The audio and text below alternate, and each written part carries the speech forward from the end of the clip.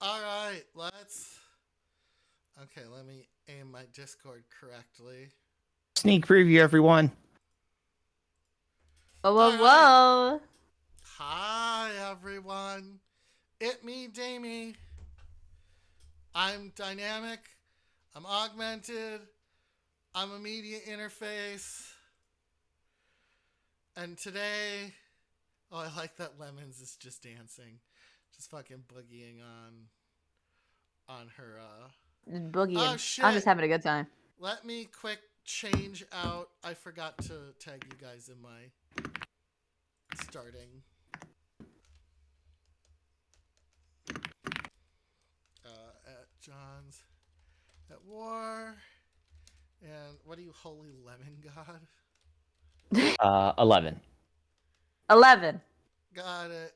Okay, there we go. Yeah. So you can see the peeps. So, let me put.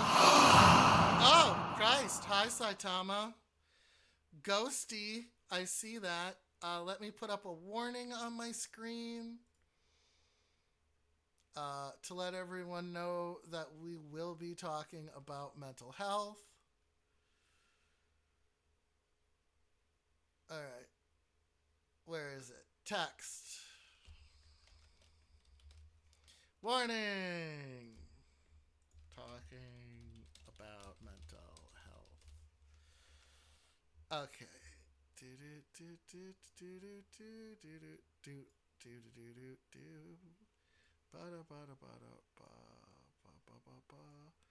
And we'll just be shooting the shit for a little bit while we wait for Lemon to load up.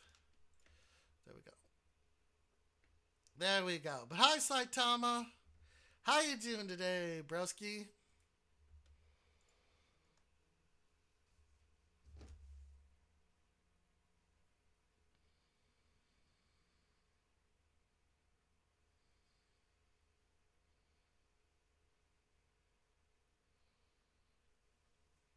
I have my buddy was like, "Hey," I said, "Hey, I have a gift card. We're gonna go see Nosferatu." Hi, Jads. And I got a response back. I wasn't gonna see it, and I'm gonna be like, "Bro, I went to see Red One with you. You go see Nosferatu with me." I fell asleep during Red One. Was that the Rock Santa Claus one? Yep. Hi, P Dork. Yeah. Isn't that on Disney Plus? Probably. Might have to see it then. But I fell asleep in the theater. I mean, I don't blame you. Yeah. How's it going? It's doing. Nervous. Don't be nervous. We got this shit. We got this. Okay. Whew. We got No, this. We're going to be fine. I'm gonna scare off my entire audience by this. What do you mean? I feel like I'm going to scare off my audience. They're usually used to me being like all like, woo, wow. Yeah, And I'm going to be like actually serious. Yeah, yeah. After, do you guys mind if I load this to my YouTube afterwards? Yeah, I don't mind. Doesn't bother me. Okay, cool. Cool. Hey, it's important. It is important. You know what else is important? What's up? What up? Democracy. Democracy. Lemon, do you play the Helldivers? I really want to. Everyone that I've talked to has told me that I have to get on it. And I have it. I do have it. But I haven't been able to play it. What? Lemon. Yes. Lemon. Yes. Lemon. Yes. Yes. We will help you, Baby Diver. That's gonna be our collab, Baby Diver. Bet. I'm so down. I really want to play. Let's go. It's gonna be fucking Helldivers. My first Helldiver stream. And I'm gonna be like, guys, I don't know what I'm doing. For the democracy, let's go. Just remember, if all else fails, just shout "Super Earth will never die" and keep firing. Awesome. And then drop a 500 at your feet. Die. And then drop a 500-kilogram bomb at your feet. What are we, Toki? We played. Just do it for democracy. Do it for democracy. It's okay. Democracy. Do it for democracy. Emperor? Yes. Hello, Steel. Pinor? Mine Pinar? is flaccid at the moment. Oh shit! Look, I'm terrified. Hey! The people I'm with is John's at War and Holy Lemon, God 11. Yeah, it's kind of hard to say. I'm sorry. I really want to change it, but it's stuck. It's fucking stuck. It's Yeah, it's been with me for a little too long. fairly close to causing a domestic disturbance. McDonald's sucks ass. Let's go. Let's go. Let's go. McDonald's does suck ass. Their fries are really good though. I will say. You know why, right? Why? Because it's cooked in cow lard. Cow lard. I prefer Wendy's shit. myself. Wait, I'll be right back. Okay, you take your time, bro.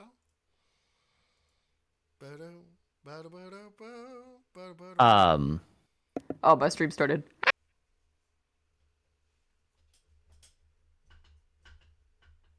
Already at that negative time.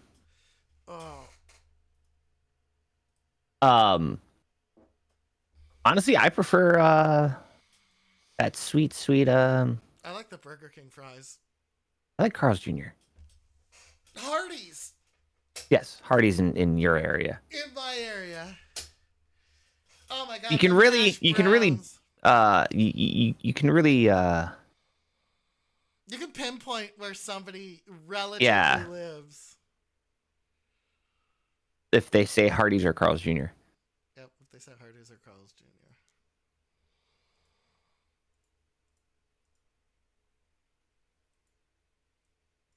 But your local McDonald's makes you want to commit arson? Fair. Fair. Fair and valid. I prefer the Burger King fries. I mean, Burger King fries are all right. That's about the only good thing there. Yeah, I like the Burger King fries. I like the Wendy's burgers.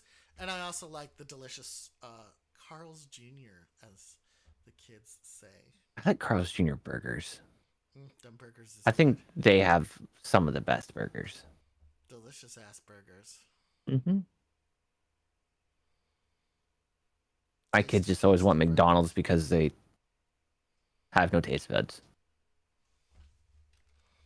Because they have no taste buds. Mm-hmm. See, the funny thing is we get to tell Saitama, hey, you know how you not have ads? I would say subscribe to Damie, but you're going to say Twitch Turbo. Twitch Turbo. Because that you can support as many people as possible without, breaking your bank. This is true. Because surprisingly, since I've been working on the revenue for the Stack Up channel, Turbo actually pays very well. Turbo pays out, pays that cash box. Mm-hmm. I do like cash box.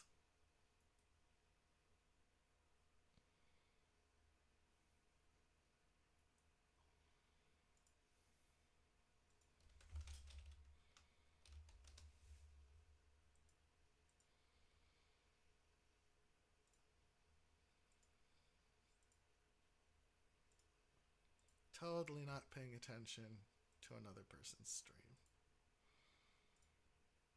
Damie. All right, I'm back. Damie. Hello. Hello. Hello. Hello. These are our lovely people today. Say hello, hello, hello. Booties. Ah! Hello. Hello, everyone. Hi.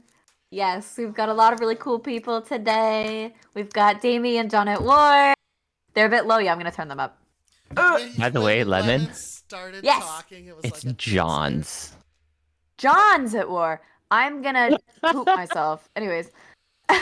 Poop yourself John's right at now. work. Damn it! All right, this is fine. Thank you. Thank you for labeled us? I'll label us too. No, because it's always funny. Oh, don't worry, I'm always loud. You Yep. you were Me too. you were It's okay. Yep. Oh yeah. All right, I'm fixing it. It's fixed.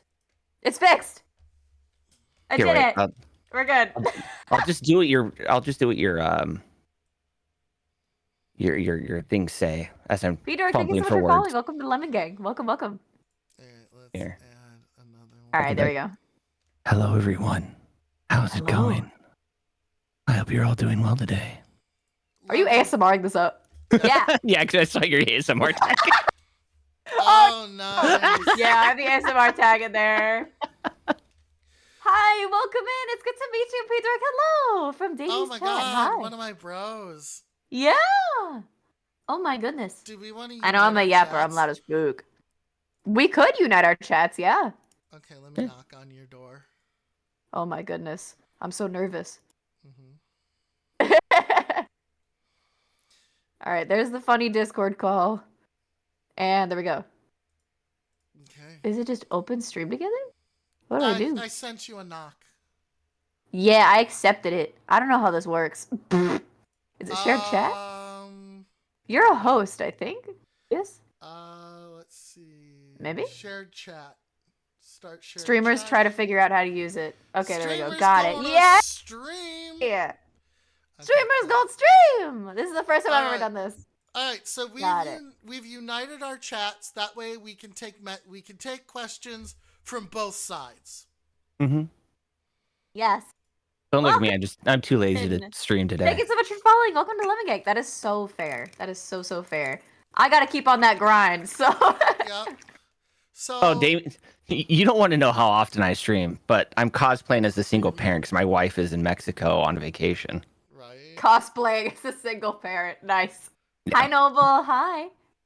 Yeah, she has our older 2 kids. I have our younger 2 kids. Oh, sweet, So- sweet. She's got the easy vacation because they handle themselves. I'm out here like, Right. I gotta make sure you guys don't die. I have to make sure you're bathed. Right. Gotta make sure you You're don't in die real school. quick. Stinkies. Yeah. Bathe your kids. Come on. Let's see. You'd be surprised how hard that is for some parents to do. Really? Yeah. Bro. Just take care of your kids, man. Come on. Someone get that man a Nickelback Thank you, CD. Mod. It's Dan Gaming. Hi, Thomas. 3. Thank you so much for following. Welcome We to Living Cake. appreciate that. Yes, so that you can fire off questions. Look at you. Yes. Thank you. Dan. That's one of my moderators. Oh my god. Thank you. So I'm gonna try and mildly facilitate this. Cause Yeah, no Yeah. Jackie's advice. Welcome, I welcome. forgot to talk to them. So we're talking today about mental health. Specifically, it's gonna be kind of gloomy and then probably get better as we go on. Each of us has a malady. And yeah, I'm gonna pin that. Thanks. Each of us has a particular malady, so we're gonna kind of discuss it, but we're also going to talk about like how to manage. So there is positivity here, you know. So I'm gonna start by saying, hey, for those of you who have illness, 1, no shame in your game. It doesn't Hell define yeah. you. It is something that has happened to you. It is something that is a part of you, but it is not you. You exist separately from this. And 2, I had it in my head and it's gone. It's the tech goggles. And 2, there is hope. Hell yeah. There is 100%. There is hope. So, you know, so what we're going to do is we're going to introduce ourselves again, and we are going to discuss what we, you know, the main thing or all of your things that's going on, and then we'll talk about them. Sound like a plan? Hell yeah. 100%. Okay, so Lemon, you're on my left, and I prefer left-handed things because I am left-handed. Fair enough. Left sparked, All as right. they would say. So, Lemon, introduce Left- yourself. Wow, we have a lefty lemon. All right. We have a left- Whoa! Hey, that works. But hi, I am Holy Lemon Got 11, also known as Lemon. Do I explain what's going on with me? Is that what that is? Sorry, I'm like, If you want, If you want, if Yeah. you want, Share as much as you're comfortable with. Yeah, 100%. So, my chat that know me definitely know that I do personally struggle with eating and staying on top of, my own health when it comes to, eating and stuff like that. So I do have something. I have something called ARFID, which is a avoidant eating disorder. So that I've been struggling with for many, many years, but it has been getting a lot better. And I have for today many ways that we can talk about overcoming that kind of thing, and how my little story on how I've been able to kind of move forward in life while having that disorder. I also have mild to moderate depression and generalized anxiety. So I got a couple things, but hey, you see me, and I'm here. I'm standing. I'm here. We're doing it. Years and years later, kick that guy in the butt. But yeah, I'm excited to talk to you guys about mental health awareness today, and how because I think it's really important for us to talk about these things, because I'm really passionate about mental health awareness and making sure that people feel comfortable talking about it, because it's something that we really should talk about. But yeah, that's me. That's the lemon. Let me get my... Okay, Johns, you're next. Wow, Damie, I see how it is. Oh. Be like, yeah, go. Sweet. No, Yeah. Hi everyone. What's going on? For those of you who don't know who I am, my name is Johns at War. I'm a variety content creator. Also the head stream lead of StackUp. And also, for those who don't know, even though I talk about my mental health related issues all the time, I am 100% disabled for combat related post-traumatic stress, depression, anxiety, borderline personality disorder, along with a slew of physically related issues from being a 50 cal gunner. Also a parent of 5, where we lost one of our kids, so we have 4. But yeah. Also, I'm very open to talk about mental health and the 10 years it took me to literally put my life on pause, to not become a statistic for the VA. And now I go to college. Yeah. You go to college. So I can herd cats. So you can herd cats. So you can herd cats. Right. Mm. Okay. JB. All right. Sorry. This is Do open it. to everyone. A person who has anxiety. Yeah. Fuck yeah, P-Dork. All right, so I'm Damie. I'm your dynamically augmented media independence, hardest working AI and game designer on Twitch. I don't give a fuck what Johns at War says. And I have a slew of things wrong with me. Borderline personality disorder. Me and Johns are both borderlines. I have an unspecified anxiety disorder. I developed agoraphobia last year. I guess it's always been latent, but I have problems in open sky.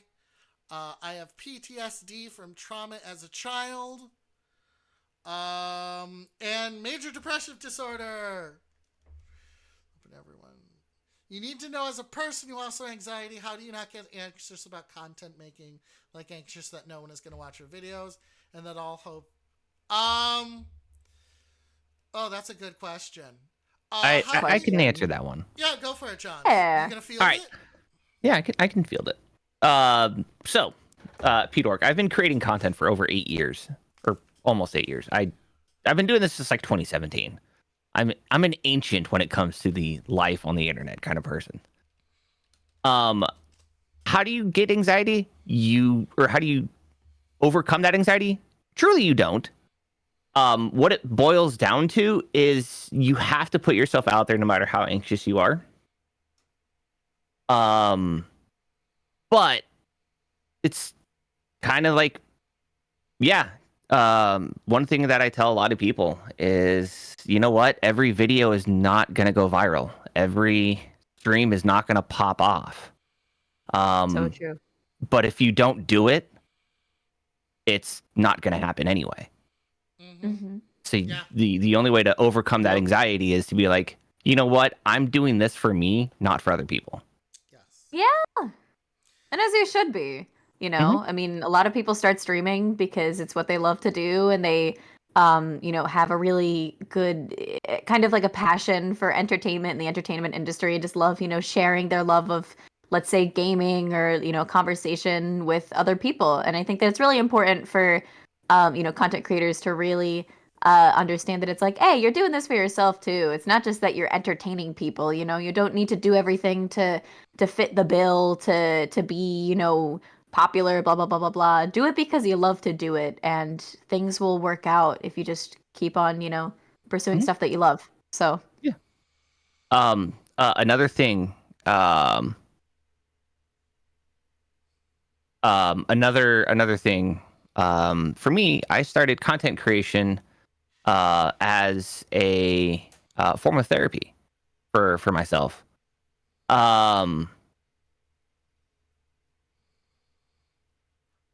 So I'm trying to think how I want to say this. So in the military, I was a 31 Bravo, which is military police. I held a secret clearance because, you know, I had access to everyone's social security numbers and other sensitive information. And then also as a cop, you can't really talk about your cases.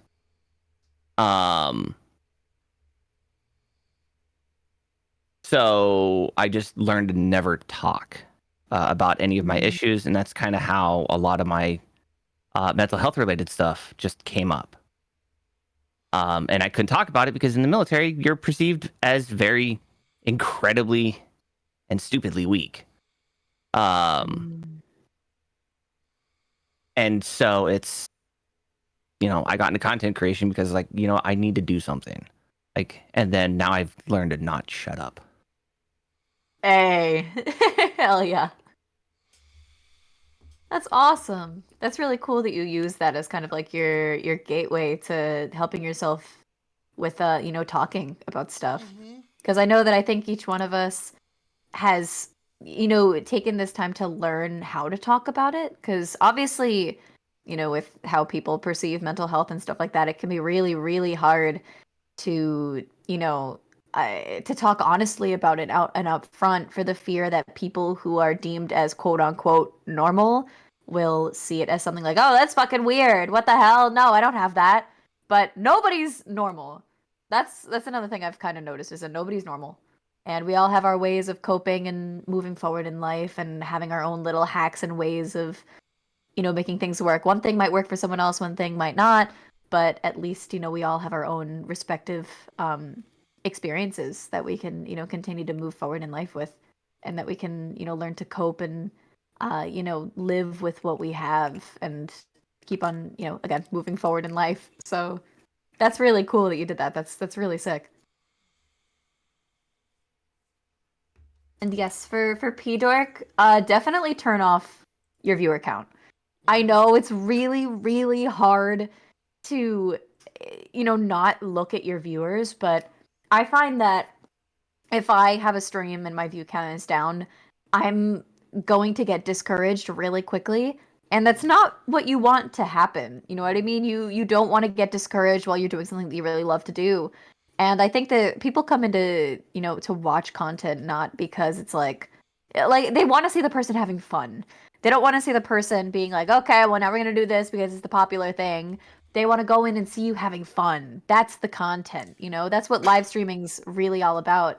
When it comes to, let's say, you know, variety content and stuff like that, they want to see you, you know, fully in your niche, in your moment, you know, having fun with that. So definitely turn off the viewer count, because it that's not what really matters. What matters is that you're enjoying yourself. And it's yes, that live button is always scary to press, but just do it. Boom, ads on my side. So I'll wait until I'm. Oh, it doesn't give me the ad warning when we share chat. That's interesting. So that's because that's a Siri bot. Oh, that's a Siri. Ah. Got it. Yeah, I've got an ad running. Shoot. You're good. Damn it. So No! Highly recommend, by the way, everyone, if you want to support every content creator on the platform and not have to subscribe to everyone at once, thank you for the follow. get Twitch thank Turbo. You, thank you. When the revolution comes, Turbo! Good shit. you will be spared. Yes. Just not in Hi, time. hello. Yes. Hi there. Hi, Pancake Pro. Hello. So, hi, Dark Overload. Welcome. Here's my take on it. Mm-hmm. Okay. You're not going to make it. Never think you're going to make it. Do it for you. Because if you're not doing it, and we all want to entertain people, like Lemon said. That's why we do this, or should do this, is because we want to share entertainment with others. But, thank you, P-Dark. I appreciate it. I'll take a look at it in a moment. But the thing is, right, your goal is to do it for you. Because if you're not doing it for you, you're going to melt down. True. Very easily and very quickly. And you don't want to melt down. You know? You don't want to... And your broskies who come in can see this. If you are depressed, if you are demoralized, this will show. And it is going to affect your view count. It's going to affect who comes, because while we are here, right, and what we're going to talk about is a bit of a bummer, nobody wants to see a bummer all the time. Like, special occasions, like when we talk about serious stuff, is a thing. But, serious stuff is a thing. But if you are defeated, it will show in your content. And that will drive people away. Because they don't want to watch someone who is defeated. So turn off your view count. Accept that not everything's going to pop off. And do it because you love it. Hey, and thank you for bringing up your concern, Peter. The floor is open, you guys. To ask open us for stuff. everybody. Yeah. We've all been through it, going through it. We're open to talk about it. That's what this space is for today, is so that we can make sure to show you guys, hey, it's okay to talk about this, you know? We're not uncomfortable. You don't need to be uncomfortable. Yeah. We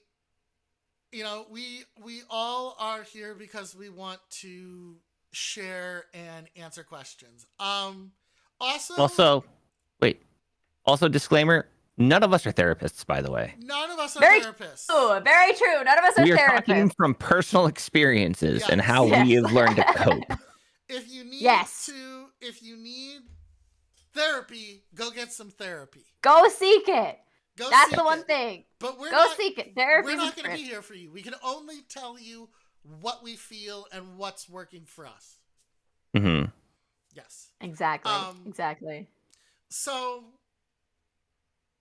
here's the thing that I have learned, right? Everybody's got their shit. Sometimes it's little, sometimes it's big, but everybody's got their shit. So even the normies got shit. Yeah. So they do. They do. It's just all some people are just more better at hiding it. Your shit. Very true. Very true. Yeah. We all come from different walks of life. You never know what someone's going through until, you ask them. Yep. But don't go asking people randomly about what they're going through. But as a form of speech, you never know what happens behind closed doors. You never know. So everybody's got their thing. So while PTSD and anxiety and depression are easy enough to understand, like it's on the tin, I'm gonna quick discuss what the symptoms of borderline personality disorder are, because that is a weird description. Right. It's a weird one. Like, what the hell does that mean? There is a push for it to be called complex trauma syndrome in the DSM because that makes more sense. But borderline personality disorder is not something you're born with. It's something that happens.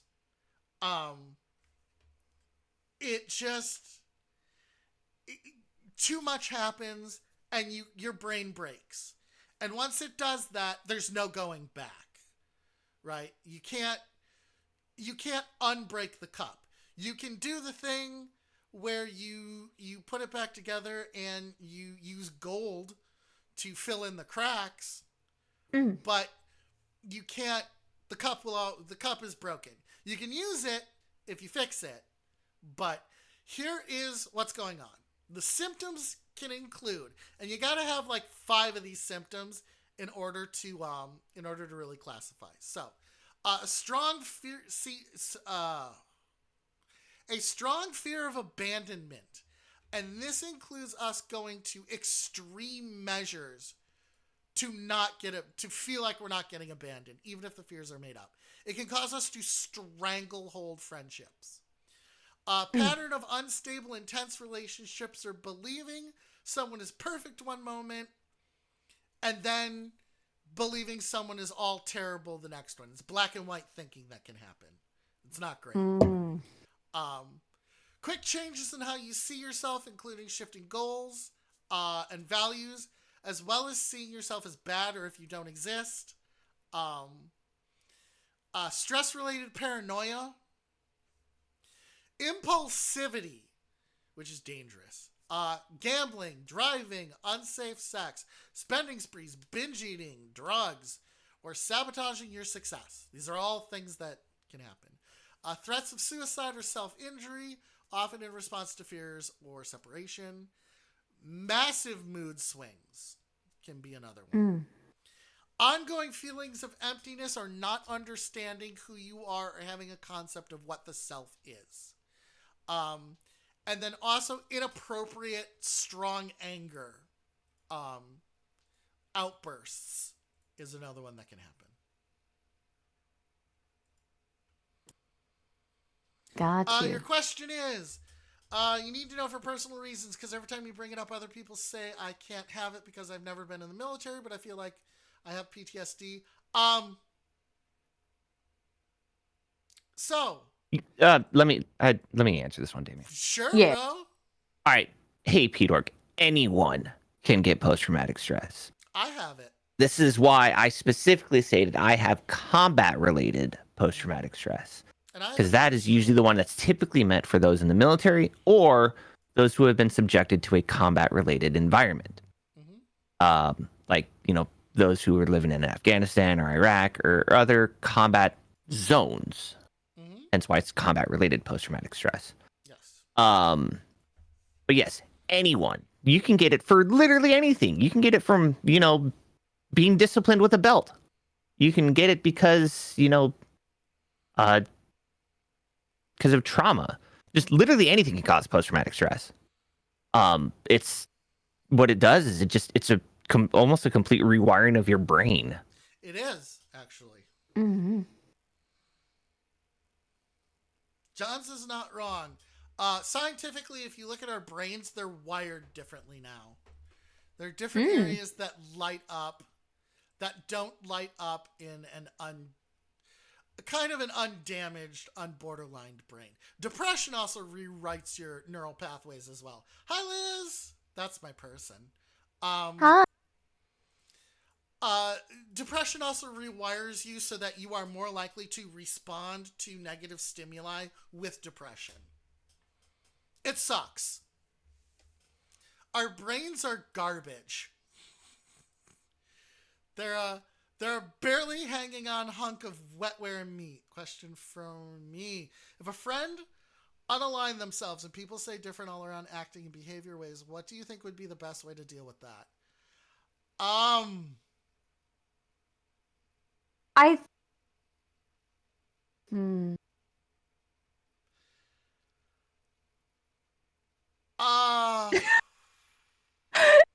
It's mental health awareness. Talk openly and honestly about your feelings. Yes. Yes. Trying Yeah. to ponder on that one. Yeah. I would say talk to the person about how you feel and what you're observing. Use I statements. Yes. Be honest. That's one thing that I think kind of stops people in their tracks when, talking about these kinds of things, is that people don't want to be completely honest about what they're going through. Yeah. Because they believe that it is going to be, it's going to bring down the mood, it's going to cause a difference in the relationship with somebody else, but when it comes, shame is very huge, very huge. Especially when people, say that you're different, that people are going to act different after an event where someone, does that. That's never something that anyone ever wants to go through. It's a very personal, very difficult. Grief is very, very hard. Very, very, very hard. That's okay, and so, Tyler. Yeah, that's fine. Well, That's fine. I know somebody who had a very close friend of his be lost to unaliving, and it was difficult. People do act different when dealing with stress and grief, and that no one, especially if it was your friend and it was someone you were close to, you don't need to be just because that happened, you don't have to go back to being normal. There's never a normal. You are allowed to grieve in your own way. You are allowed to be different because it's difficult. It's a very, very difficult situation that, no one can really tell how to go through it because, you never really expect it until it happens. And it's hard. It's very, very, very hard. But you are allowed to be quote unquote different. You don't need to be okay. That's one big thing that I think is really important in a lot of these conversations, is that you don't have to be completely okay. You can cope with that situation, yes, 100%, but that doesn't mean that you're okay and you're fine and you're completely back to normal. No. Coping and dealing with grief is, again, very difficult, but everyone will, process that in their own ways. A lot of it is kind of, reflecting. A lot of it is, kind of thinking back. It's going to be hard. That's one thing I'm going to say. Grief is very, very, very hard. But yeah, don't let other people decipher what your grief is. Don't let other people say, "Oh, well, why aren't you okay? Why are you acting different?" That's for you. Like, this is your own personal experience. This is your own personal grief. Obviously, be smart with your decisions. Don't go ahead and do anything, self-destructive as a way of doing grief. But, look back and, take time to process. You don't need to be completely okay right after it happens. You know what I mean? Yeah. You have to process what it meant to me. Exactly. You're allowed to feel, you're allowed to cry, you're allowed to get your emotions out, you're allowed so many things. And I think it's really difficult for people to... Ow! Okay not be okay. It's okay to not be okay. And that is okay. That is completely 100% okay. And, find your resources. Find your people. Spend time with people you love. Tell people you love them. Go seek out therapy if you really believe that it's important for you at the moment to be able to help you, cope and grieve. But yeah, I appreciate the kind words. It means a lot. Of course, again, everyone experiences grief. Everyone processes it in their own way, and you might act different, and that's okay. So, hugs, guys. Mwah. Yeah, John, do you have anything? I'm gonna be honest. There will be times where you feel like you just want to shut down and just not talk to anybody. That is completely okay. If you feel that you need to self-analyze and just like you know that there's something wrong, but you don't know how to do it, and you need to take time to really reflect on yourself, don't be afraid to do it. However, comma. Yeah. However, comma. Also, don't let those thoughts get stuck in your own head. Thank you for the follow, Mystic. Thank you. When the revolution comes, you will be spared. Hey, Mystic. But know that one, it's okay to self-actualize. Yes. And reflect. Just don't get lost in it. And if you feel that you're getting lost, Tyler. Thank you. When the revolution comes, you will be spared.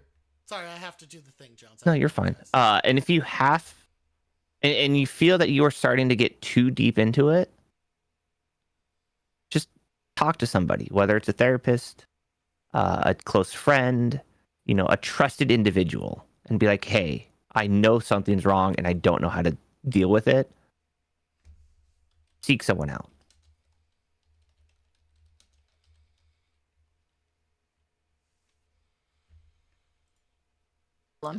Seek a brother out. Yeah, no, I'm the buddy system. Yeah, Tyler, I'm not streaming right now because I'm doing homework. Yeah, but you are never alone. Yeah. And I, for once, am not playing Hollow Cure. For once. For once. Yeah. The dude has been addicted. Yeah. Bro. You have I've had my own. You've been volunteering. That's awesome, Tyler. That's amazing. Thank you for the shout out. Yes. I appreciate you. Thank you so much for the shout out. I appreciate it. Welcome back. But that's so amazing. I know. That's so Raven. Yeah, that's so Raven, bro. What's up, Tyler? Have someone with you in life. You can't be alone. I can't do this yourself. You need someone else to. Okay, yeah. Practice the buddy system. Mm-hmm. Bypassed my ad. Oh, Dan. So funny enough, actually, one thing in the military that they heavily harp on is the battle buddy system. Yep. And in all reality, that's just good life practice. Find a person. And then in both ways, have that be your person and have that person be your person. So, yeah, let's talk about that for like ride or die people. Yes. Yeah. One of the ways okay, so as a borderline, one of the things that it doesn't mention in there is obsession. Obsession can happen to us. I have that symptom. Thankfully, I'm medicated, and I have people to. All right. Okay. Hold. Let's. Okay. There is one thing. I am happy that Dan shared with us, but I don't want to get into a religious thing. So I can help with this one. Okay. Dame, just keep talking with what you're gonna say. Okay. Yes. Yeah. Talk to Dan, because I think that's something that needs to be pursued. No, I appreciate you so much sharing. Yeah. And I will say Welcome back, this. Whether it is religion, whether it is your own personal code of conduct, I believe in anything that gives hope. Yeah. So, Dan, if that gives you hope, I 100% am like, do the thing. But, John, yeah, you tackle that, okay? Yeah, and I can also help as well. Yeah. Also, I'm not religious. Bye, Tyler. Thank you so much for stopping by. Thank you, Tyler. I appreciate it. I'm not religious, so I can't be of help. Yeah, Okay. I grew up in a more religious upbringing. Okay. Well, with family around me, so I can try and help. I'm gonna be honest, Amy. You actually tackled that pretty well. Did I? Thank you. I Yeah, you appreciate it. did. I appreciate that. It's a subject that I don't navigate very well sometimes. So, and again, I'm not smashing on you, Dan. I find that beautiful. I really, really do.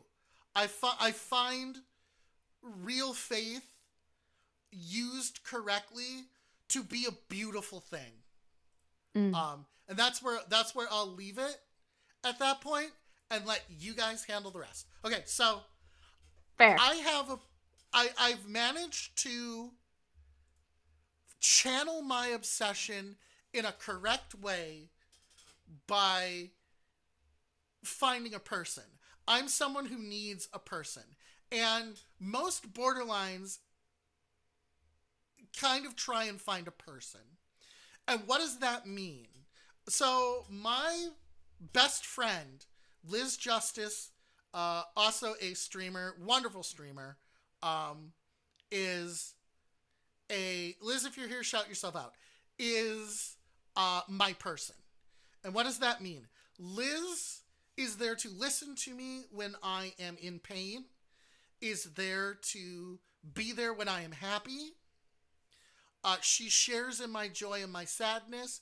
She accepts this. That's the thing. If you have a person, they have to also understand and reciprocate like what you're doing. Okay? You can't just make someone your person. That's not fair to them. You have to explain what's going on and what you accept or want. And in return, I also try to support Liz emotionally as well. But Liz is also there to keep me accountable. When I am not behaving, when I am behaving in a way that is counter to what my values are, to what I feel, or counter to, or when I just trash myself so fucking hard, Liz is there to push back and say, hey, this is what I see, you need to stop this. Or this is what I see, you need to do more of this. My person helps keep me accountable. And again, it is not something you can inflict on somebody. You cannot say, like, I can't say Lemon is my person, treat Lemon like my person, because that isn't, Lemon doesn't agree to that, right? Mm-hmm. That ends up being a trauma dump, and that's not cool.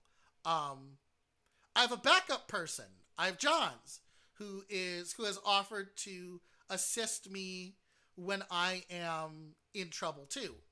And in return, I want to emotionally support Johns. So a support network is very important. Very. Very important. Support is a big thing in maintenance. You need to find people who will help keep you accountable.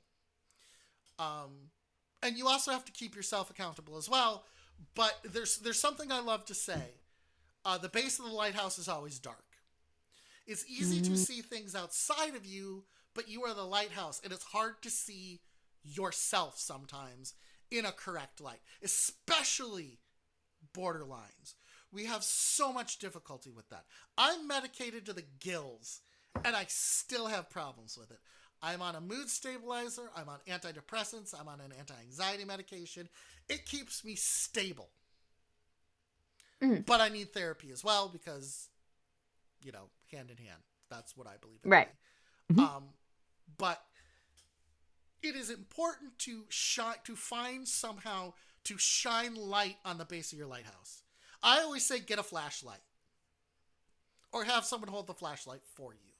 But I agree with Johns, the battle buddy system is a good way to go through it. Yeah, definitely support systems are incredibly important, as, you're never alone in what you go through. Mm-hmm. And I think being able to, talk with someone about it, Whether, I know some people aren't as, close with their parents, but maybe, if your parents are people, you can go to your parents, you have friends that, you have that relationship with. That's really great.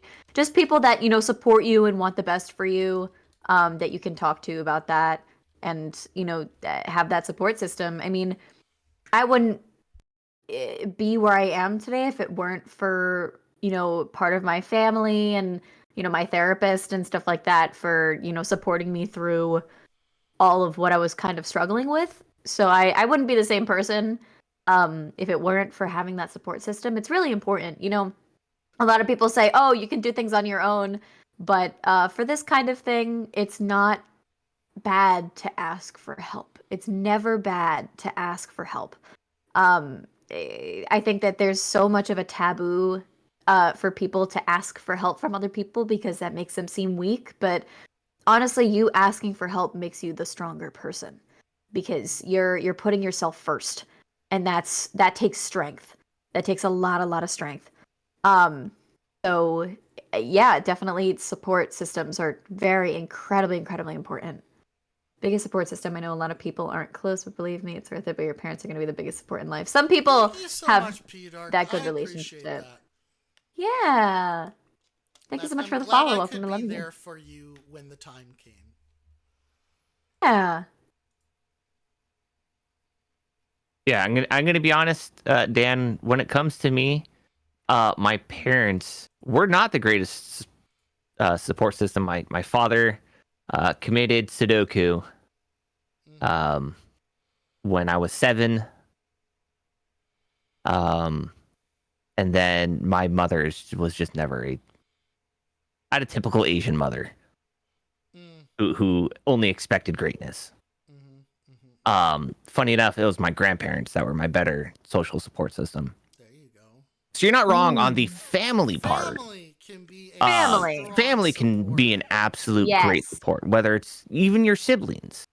You know, having an accountability buddy is a really good thing. And it's also because Mystic was talking about, I can, I've learned to do things on my own. The other great thing about just having a battle buddy in the sense is you can be like, hey, this is what I did today. And they can be like, hell yeah, I'm proud of you for doing all that stuff on your own. It's just having that support system. Someone there to encourage you to like, oh, you want to try to do this alone? Okay. But you know what? If it fails, then I'm here for you. Yeah. We can tackle it together. Very smart. That's why it's always good. That it's one of the reasons why I say just having someone there. Like I have quite a few people. My two mains are, my wife, and Chris, who is my head mod. Yes. They are like my main people. Chris does good stuff. So it's one of those that it's like it's always good to, try things on your own and do things on your own. But having that battle buddy is there as a way of they can encourage you or assist you on whatever you need, and vice versa. You can encourage them, and they can encourage you, and you can help them if they need help. I'm gonna chime in here for a moment. Yeah. I'm gonna pop off. All right, pop off. Pop off. Mystic. There is always someone who's gonna have it worse than you. That's not your fucking problem. You go after that cash box because if you are fucked up, right? Okay? You deserve it. All right? You file for it. There are people that I know that are way more infirm than me, that borderlines that did not get medication, and someone I knew, an ex-girlfriend of mine, became a statistic. But I know you're apprehensive, and the process is going to suck balls, by the way. But hit it. All right? Hit it. Do the thing. Get in there. You deserve it. If you need it, if you need a program, pursue it. Yes, 100%. Do it. Put yourself first. You only have one of you. You only have one. Only one. And you are worth caring about yourself. Whether that, and I had that problem. I didn't file for Social Security again for a year. One, analysis paralysis and just paralyzing whenever I have to do something important that's scary. But two, I ended up doing it because you've got to do it. Mm-hmm. No one's going to do it for you. And if you feel that you need it, pursue it. That's yes. Sorry, I didn't mean to pop off like that, but that's... No, pop off. No, pop off. 100%. Yes. I agree. If you feel that you are too disabled to work, that's the reason why the Social Security disability exists. Yes. I will preface this on they will reject you. Reapply. Appeal. Yeah. I'm at the stage because where I have to get a lawyer. They will fight you to discourage you. You have to fight back. Yes. And prove without a shadow of a doubt that you are disabled. It sucks. It 100% sucks. I had to fight for it. I was applying for Social Security while I was in the military. As I was being med boarded, because I knew I wasn't going to work. So I was like, you know what? I'm filing for Social Security. Yeah. And it took 2 years for me to get mine. Mm-hmm. Yeah, I had to lawyer up. I had to lawyer up. Fair. Yeah, fair. if government assistance is there for a reason, use it. Yes. Snap that shit Prove to them that those programs are needed. Mm-hmm. Because if no one uses the programs, guess what the government's going to do? No one's using them. We don't need it. We're not going to waste money anymore. And then the people who are using it lose out. Yeah.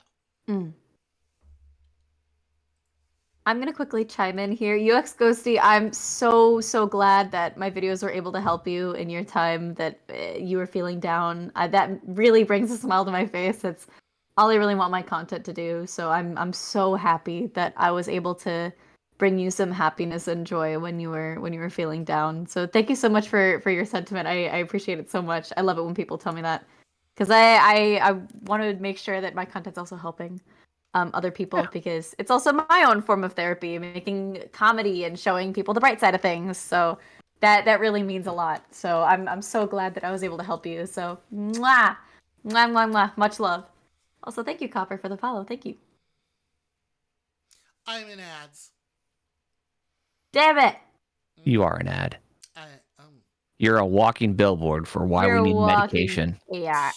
I am.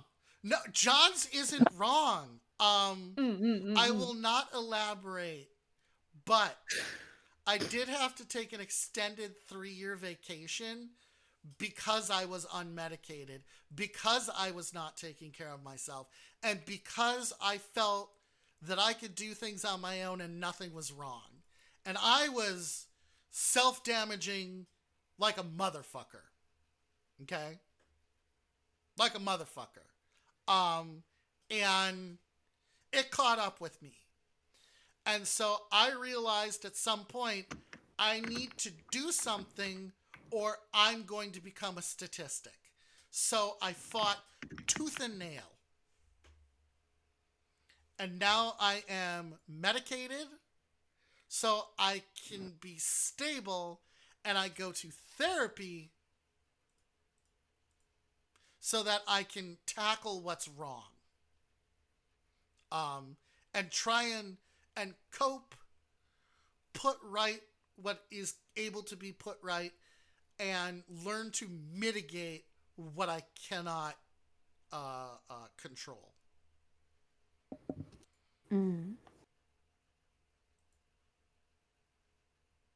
Yeah. Welcome back from ads, everybody. So, I got something for Pete Ork for this one. Hey, you want to meet the people who think that there's always someone better off that needs services? Go talk to the veteran community, because I was actually one in this one. You want to talk about the people who are like, nah, there's people who were fucking blown up, who were shot at, and all I did was just deploy. So I don't deserve these services. I work for a 501c3 charity. I'm a volunteer staff for Stack Up. The amount of veterans that I talk to that are like, no, I don't, I could use this Xbox, but I was like, there are people worse off than me. I was like, fucking apply. These services exist for a reason. If you meet the qualifications for a service, use it. Because again, it's not just through charity, through the government as well. Oh, I yelled at Jads. I applied for air assault for him because he deserves a goddamn trip.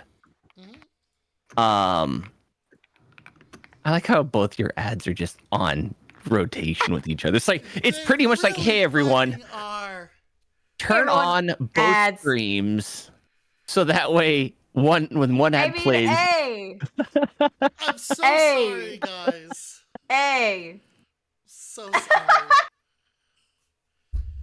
I love you too, Jed. Oh my god. Yeah, rotate between us.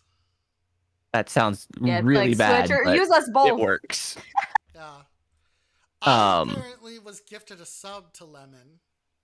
Oh, let's go! I have 4 days left on my sub. Oh no! Yeah. Oh my god. 4 more days left in the Lemon Gang. Oh no. I wish that we could sync our ads, but we can't. We're on different ad schedules. That's actually one thing I'm surprised Twitch does not do. Hey, Twitch, here's an idea. For people in shared chat, the person who started it syncs the ads. Yeah, sync our ads up, please. That is actually a really smart idea. Welcome back. Welcome back, Peter.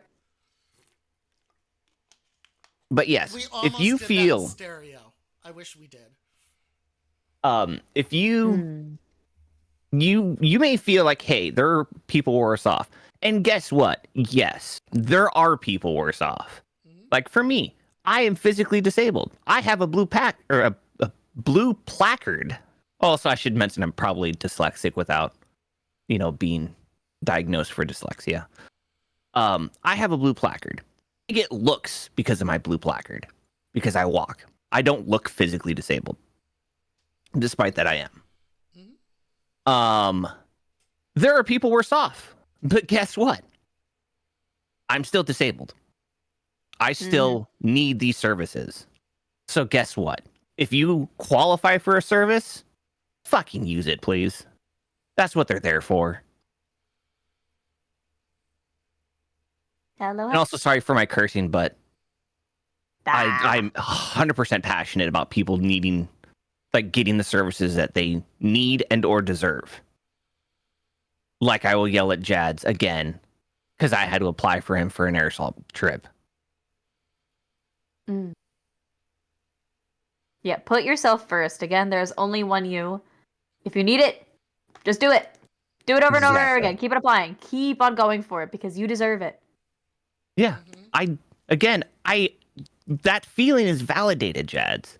The feeling of there are people worse off than me is valid.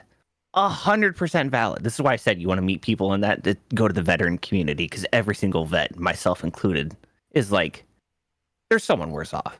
It took years.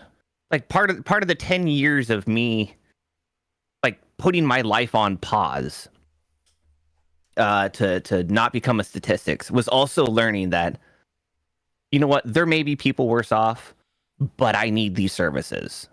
Exactly. And guess what? I use them. If you need it, you need it. There's no denying that. You know what I mean? There's never any denying on your healthcare and what's going to help you. If it's going to help you, don't make excuses because it's going to help you. Those services are there to help you. They're not there because it's like, oh, well, it's like a nice commodity, whatever, blah, blah, blah. No, it's meant to help you. And if you're disabled and if you have a disability, you have the total right to go and apply for those things. to go get the help you need. 100%. But also, this applies for like therapy as well. You may think, oh, there are people crazier than I am. They need the therapy. But if you feel you need therapy, go fucking seek it, please. Yes. Yes. Yes. Yes. It took me forever. I have probably needed therapy for way longer than I waited. And it took me going through a massive loss to explain to my parents that I was like, I need to go to therapy. I can't not do this right now. I have to. Like, it was, I put myself first in that situation. I knew I was going down a very dark hole. And I was like, I need to go to therapy. I fought for it, and now I'm here. So if you think you need therapy, just do it. Seek it. Go for it. Find it. Apply for, insurances and stuff like that to make sure you can pay for it. Yes, we did. But, yeah, just fight to, do what you need to for yourself. So here is... Oh. Hi, P-Dork. You and I are going to have some long conversations. So, our Canadian bro. Mm-hmm. These things happen. Therapy can be expensive. I don't know how it works where you are. In my counseling office, there are people who still have to make the number of hours necessary to finish their degree. And in that case, they do it pro bono. So that might be a thing. I don't know. I know here in the States, each county has a health and human services program. And in those counties, they can help people get assistance and vouchers. Thank you for sharing, you. I appreciate it. That's amazing. I'm so happy for you. Yeah, they can get vouchers for you for services. Where they can get maybe 5 sessions for you for free or something like that. That's again how it is here in the States. When it comes to other countries, I'm not entirely too sure. They usually have better healthcare systems and cheaper healthcare systems. And also, what I was going to mention with P-Dork, oh God, I had lost the message. Because we're talking about bullying. 500 things at once. Right. This is what the inside of an ADHD person's brain looks like, where it's Literally. 30 million conversations at once.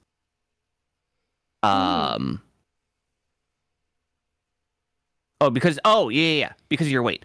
The VA is still consistently telling me that my back problem is because of weight. To the point, I even went through their weight management clinic and also got bariatric surgery. So I can lose weight and be like, no, fuckers. It is literally because I have a pinched nerve. The sad part is, being in the disabled community, you have to literally fight to have your voice heard. For everything. Because everyone thinks you're faking it. Even though you're not. And you have to fight for your voice to be heard. And it fucking sucks. It is not the best. But a lot of this is... Who's the cute lemon? That is our buddy. Hello. That is our buddy Lemon God. Hi. Good to meet you. Yeah, Butters has got the CP. And yeah, it is problematic. So where was I? Booties? Were we talking about booties? We should talk about booties. See you, P-Dork. there are cerebral palsy. Yes. Is a problem. So, there are resources out here. You did hear Booty. There are resources out there. Again, I know it's hard. It's hard being broke. It is. It is hard being broke. It is hard if you can't handle medication. It is hard if you can't get therapy. I understand this. I understand this completely. When I was on my extended vacation, I did a lot of reading on my condition. And that's how I managed to stay at least on a semi-even keel. So learn about what you've got, what's going on, because that can be a strong deterrent to some of your more negative effects. Self-advocate and self-educate. Yes.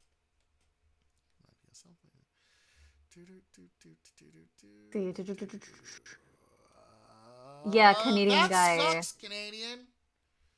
Yeah, I feel that. Booty, and I understand it. Yep, I was in the same boat, very much so. I have a very hard thing that I still struggle with to this day. That I mean, in my career, that I'm not good enough. I also have depressive issues in my career as well. That I'm like, I'm not good enough. I'm never gonna be good enough, so I just don't even try. I totally get it. I get it. And my personality, I used to say that when I was in, what was it, middle school, elementary school, once the braces came off, so did my personality. I ended up changing myself to try and be approved by people that I thought were above me. And no, that's not what you should do. You be yourself. Being yourself and wholeheartedly yourself and pursuing what you love to do, and just do everything for yourself. Don't do things because other people tell you to. Don't do things because people tell you you have to, unless it's something medically related. Don't do things just for the fact that other people say that you have to. Do it because it's you. It's for you. Like, pursue things that you love. Watch shows that you love to do. You know what I mean? Like, just don't cut yourself short because it's not what's deemed normal. You are enough. Who the hell is You are Annex enough. at? I don't know who that is. What? I don't know Who's who what? Annex Hat is. Oh. Someone was asking to stream together. Oh, I'm gonna decline that. I have Sorry. no idea. I don't know you. But yeah. I'm about to complain to my grad because of something. You do not pass the vibe check. you just got to be like Bobby. No, it's okay. It's okay. I don't know you. It's fine. It's I don't fine. know you. We It's fine. We don't know you is all. Yeah, I'm sorry. Yeah, we're just having an important conversation, so we're just keeping it here. I'm just a chill guy. Well, welcome in. It's great to have you. But welcome in. Yes. Took me 30 years to be myself, and I still struggle with it. Exactly. Sometimes it's hard. It's really, really hard to be yourself and to be wholeheartedly yourself. I had to come to terms that I'm not one of those girls that's, deemed normal. I'm not like the girls that I went to school with. I'm not, super pretty and preppy and I care about all these things. No. I'm a stupid gamer and I have fun doing what I like to do. I'm a VTuber. I'm a musician. I'm myself. And I think I've started to become coming to terms with, what I love to do and who I want to be and who I am. And I think that's really, really important. So, yeah. It's okay. I'm gonna be 40 in next year. I cosplayed like my shit, like I got my shit together, and then I think that's going to be my midlife crisis where I actually get it together. Mm-hmm. But no, it's, you know what?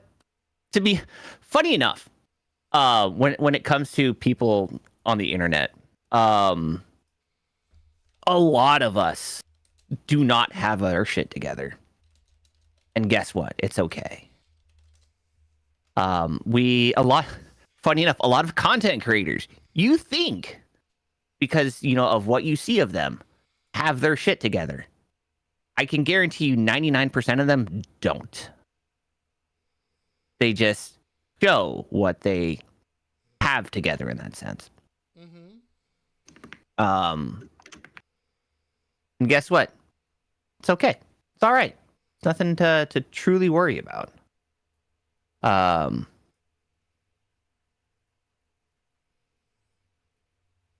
This is true. Mm.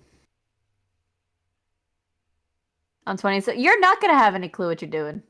You're not. I don't know what the fuck I'm doing. I didn't have a I'm clue of 21, what I I don't was know what the doing until I was fuck. 30. Yeah. I literally, like, I feel like I'm not gonna know for a long while, and still I question myself on what I really want to do, you know what I mean?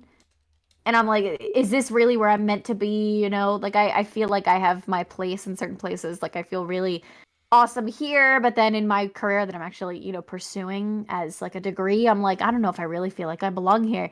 But you're not gonna figure it out until later, and that's totally okay. Take this time to figure yourself out, to try things, to just go out and do whatever. Just do what you want to do and just figure it out. Figure yourself out. Try things. Do something you'd never do.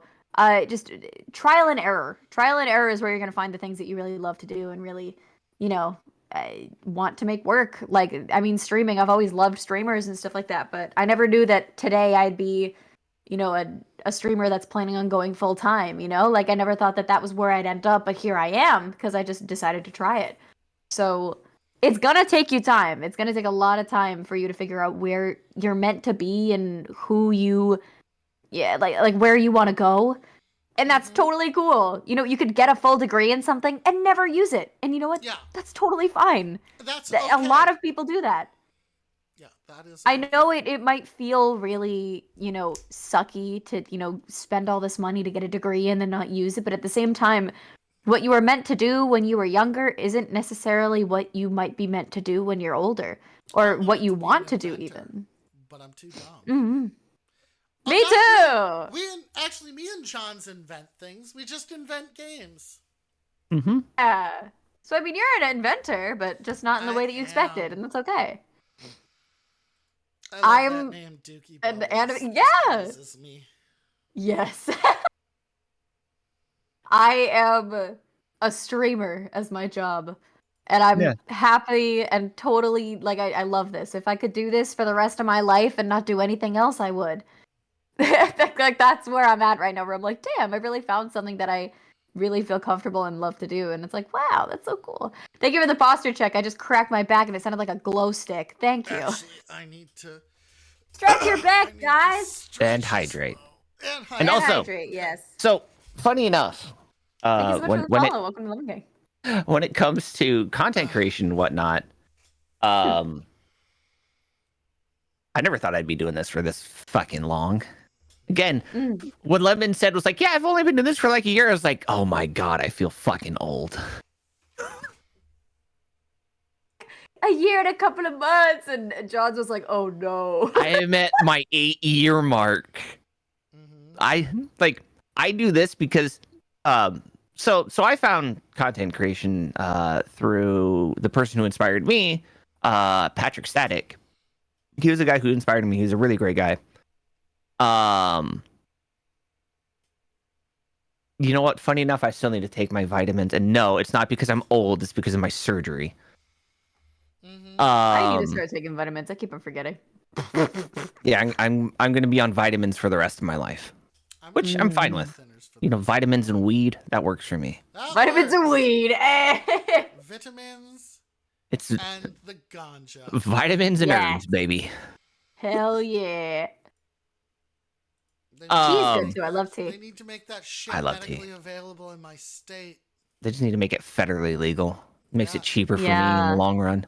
Yes, it does. Fair enough. Yeah. It's legal where I am. Woo. Oh yeah, it's Sweet. legal where I'm at, and I'm grateful for it. And like medically good. Yeah. But Mhm. as I lost my tangent because hi everyone, I also forget about a lot of things. Humor me. Me but too, the it's constant okay. Feeling of tiredness and the shackling and bloodshot eyes along with feeling of failure and not being enough. I'd say I'm doing all right. That's a lie. I'm on the verge of calling it quits.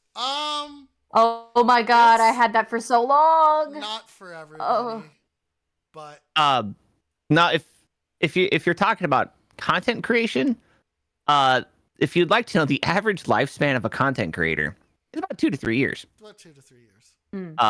For anyone to do it longer than that, they're usually for people who either have made it, well, quote unquote made it, who are in like the top 1% of Twitch. Well, I'll say top 2%. Or who, like me, who supplements income through disability and VA disability and can just do this full time for shits and giggles. The booty and the giggles. Mm-hmm. The booty and the giggles. But no, content creation is not easy. Although it's one that I highly recommend everyone should try because it's the content creation is a great outlet. Yeah. And then I when it I get that. but when it comes to this kind of work, it's not easy. People No. No, it's rag not. on It's content not creation being real fucking easy, and it's like, oh, why don't you just be a content creator and you'll make millions of dollars. My kids all want to become fucking not VTubers. Thanks for YouTubers. hanging out, Oh, hey, yo. Dan. I appreciate it. You take it easy, VTuber sir. Have Hi, fun at work, Dan. But my kids want to become, YouTubers and content creators. I'm like, Get a and I real tell my job. kids, like, you see what I do, right? And it's like, I'm the lazy content creator.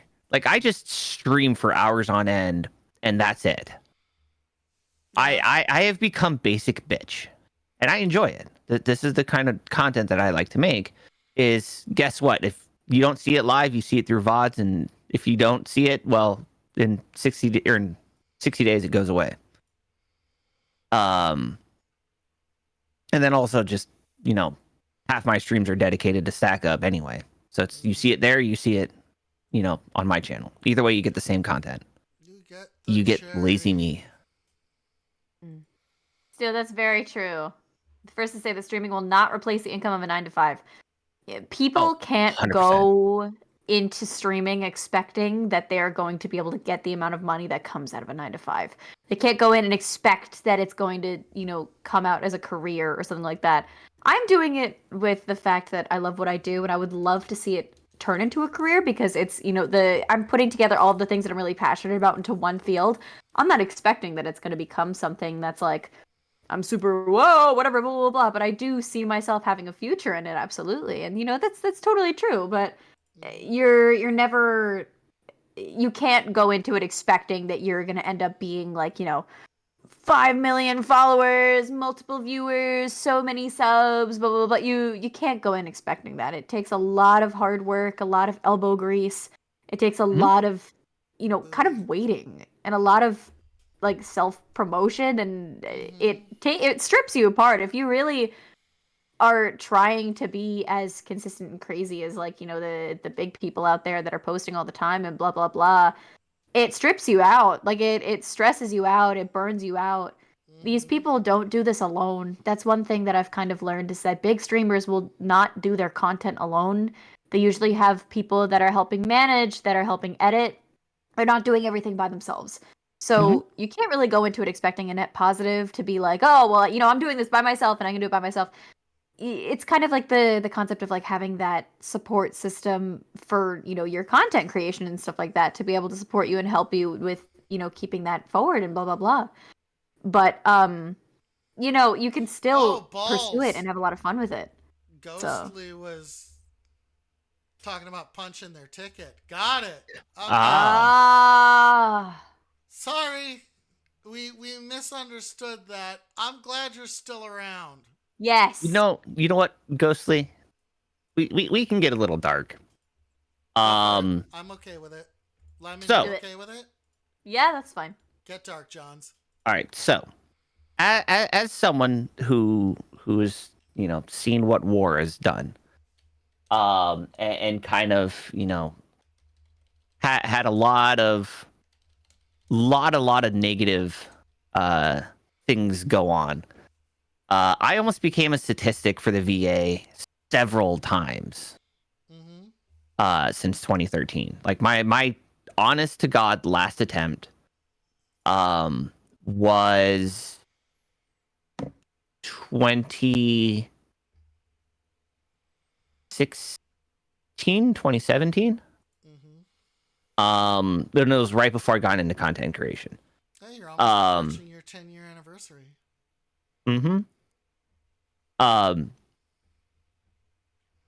And so there's a weird thing for this. So one, the attempt was over medication. I had thanks to the VA and the Army, just butt tons of drugs.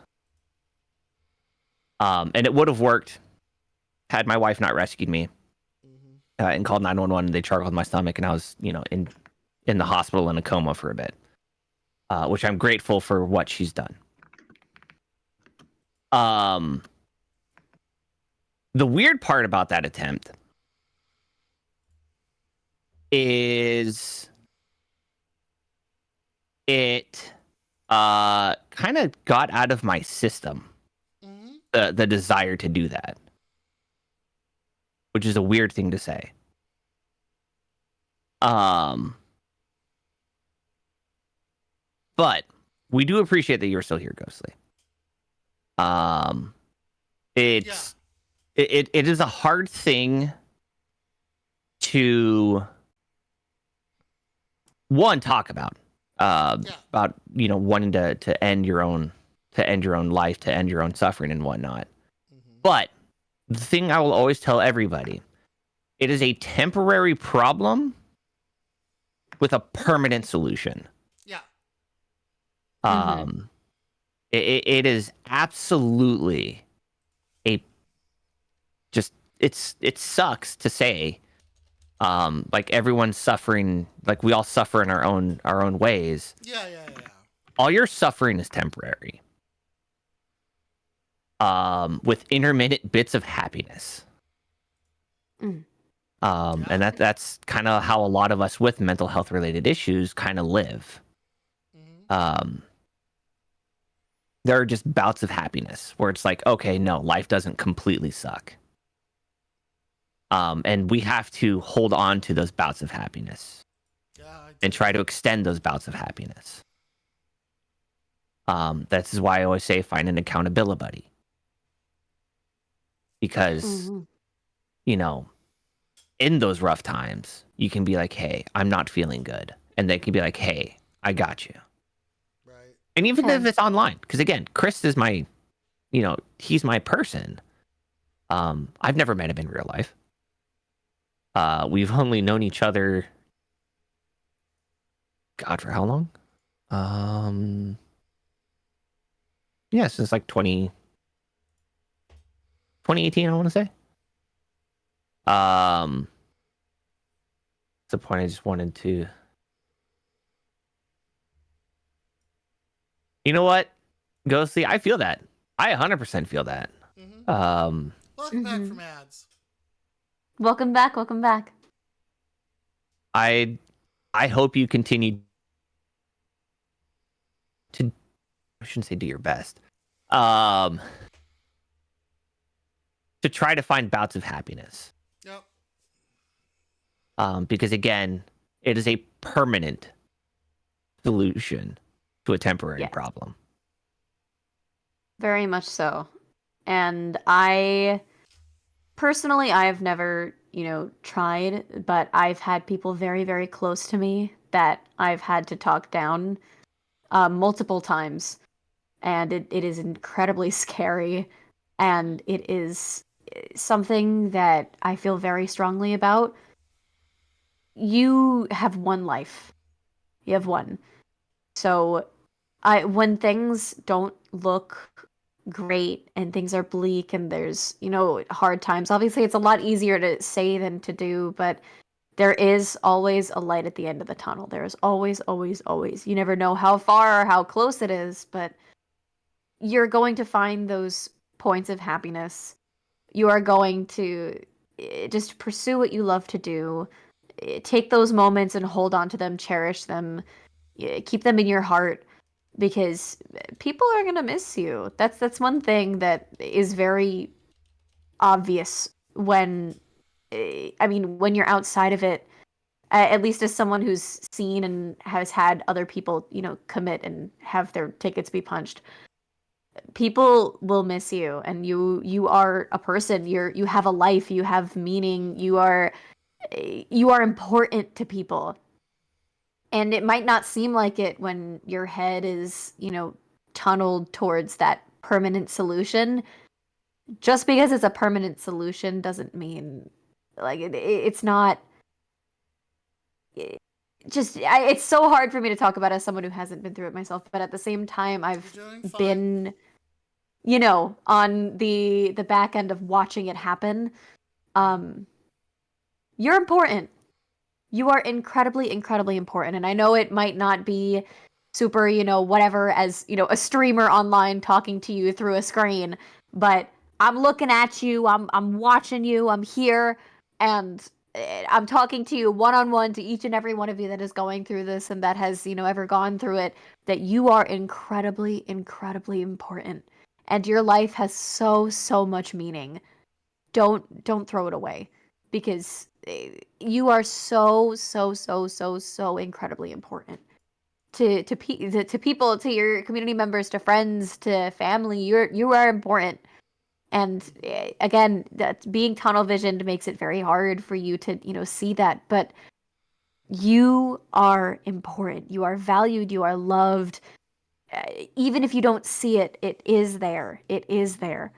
So don't punch your ticket. Don't do that.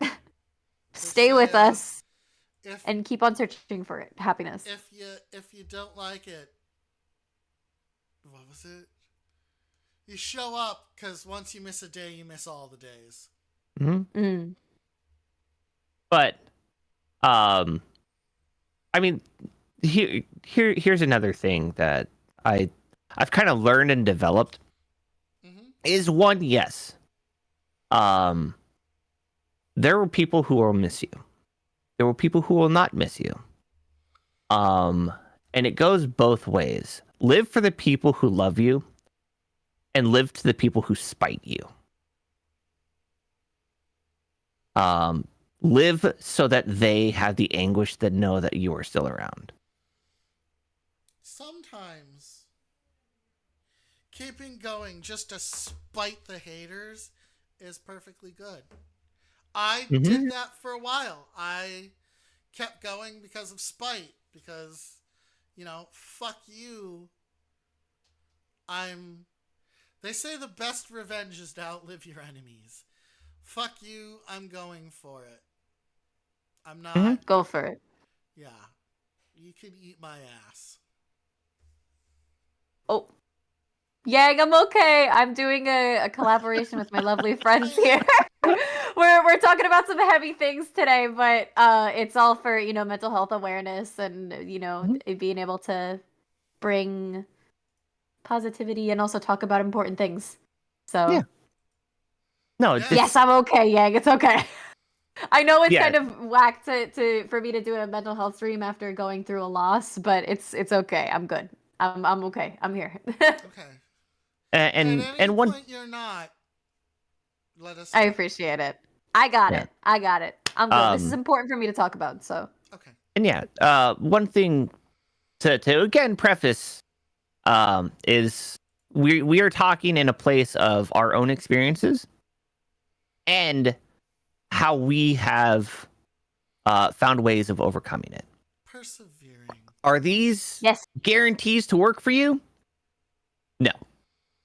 Are these ideas of how you can, utilize what we've talked about in your own life and adapt it to how it fits or how you can use it in your situations? Absolutely, you can.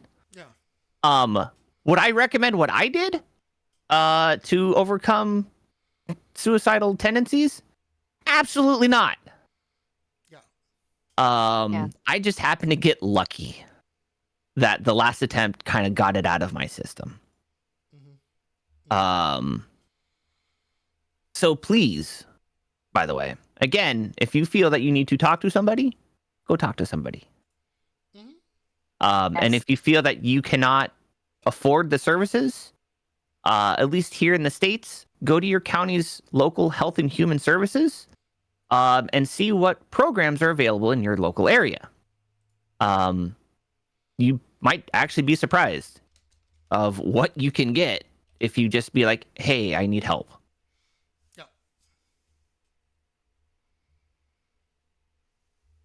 Yeah, Chadsworth, loss is incredibly hard. I am personally no stranger to it. I, a couple of years ago, lost my step-grandfather that was very, very close to me. And his passing was one of the reasons why I actually was able to justify to myself to go to therapy, because it had affected me so, so much. So much. I almost failed out of high school because of how bad it was affecting me. That put into perspective of how, the mental health issues that I had behind on the back burner were there, but they didn't appear until I let them get a hold of me. And so loss is incredibly, incredibly hard, but you will get through it. You will see the other side.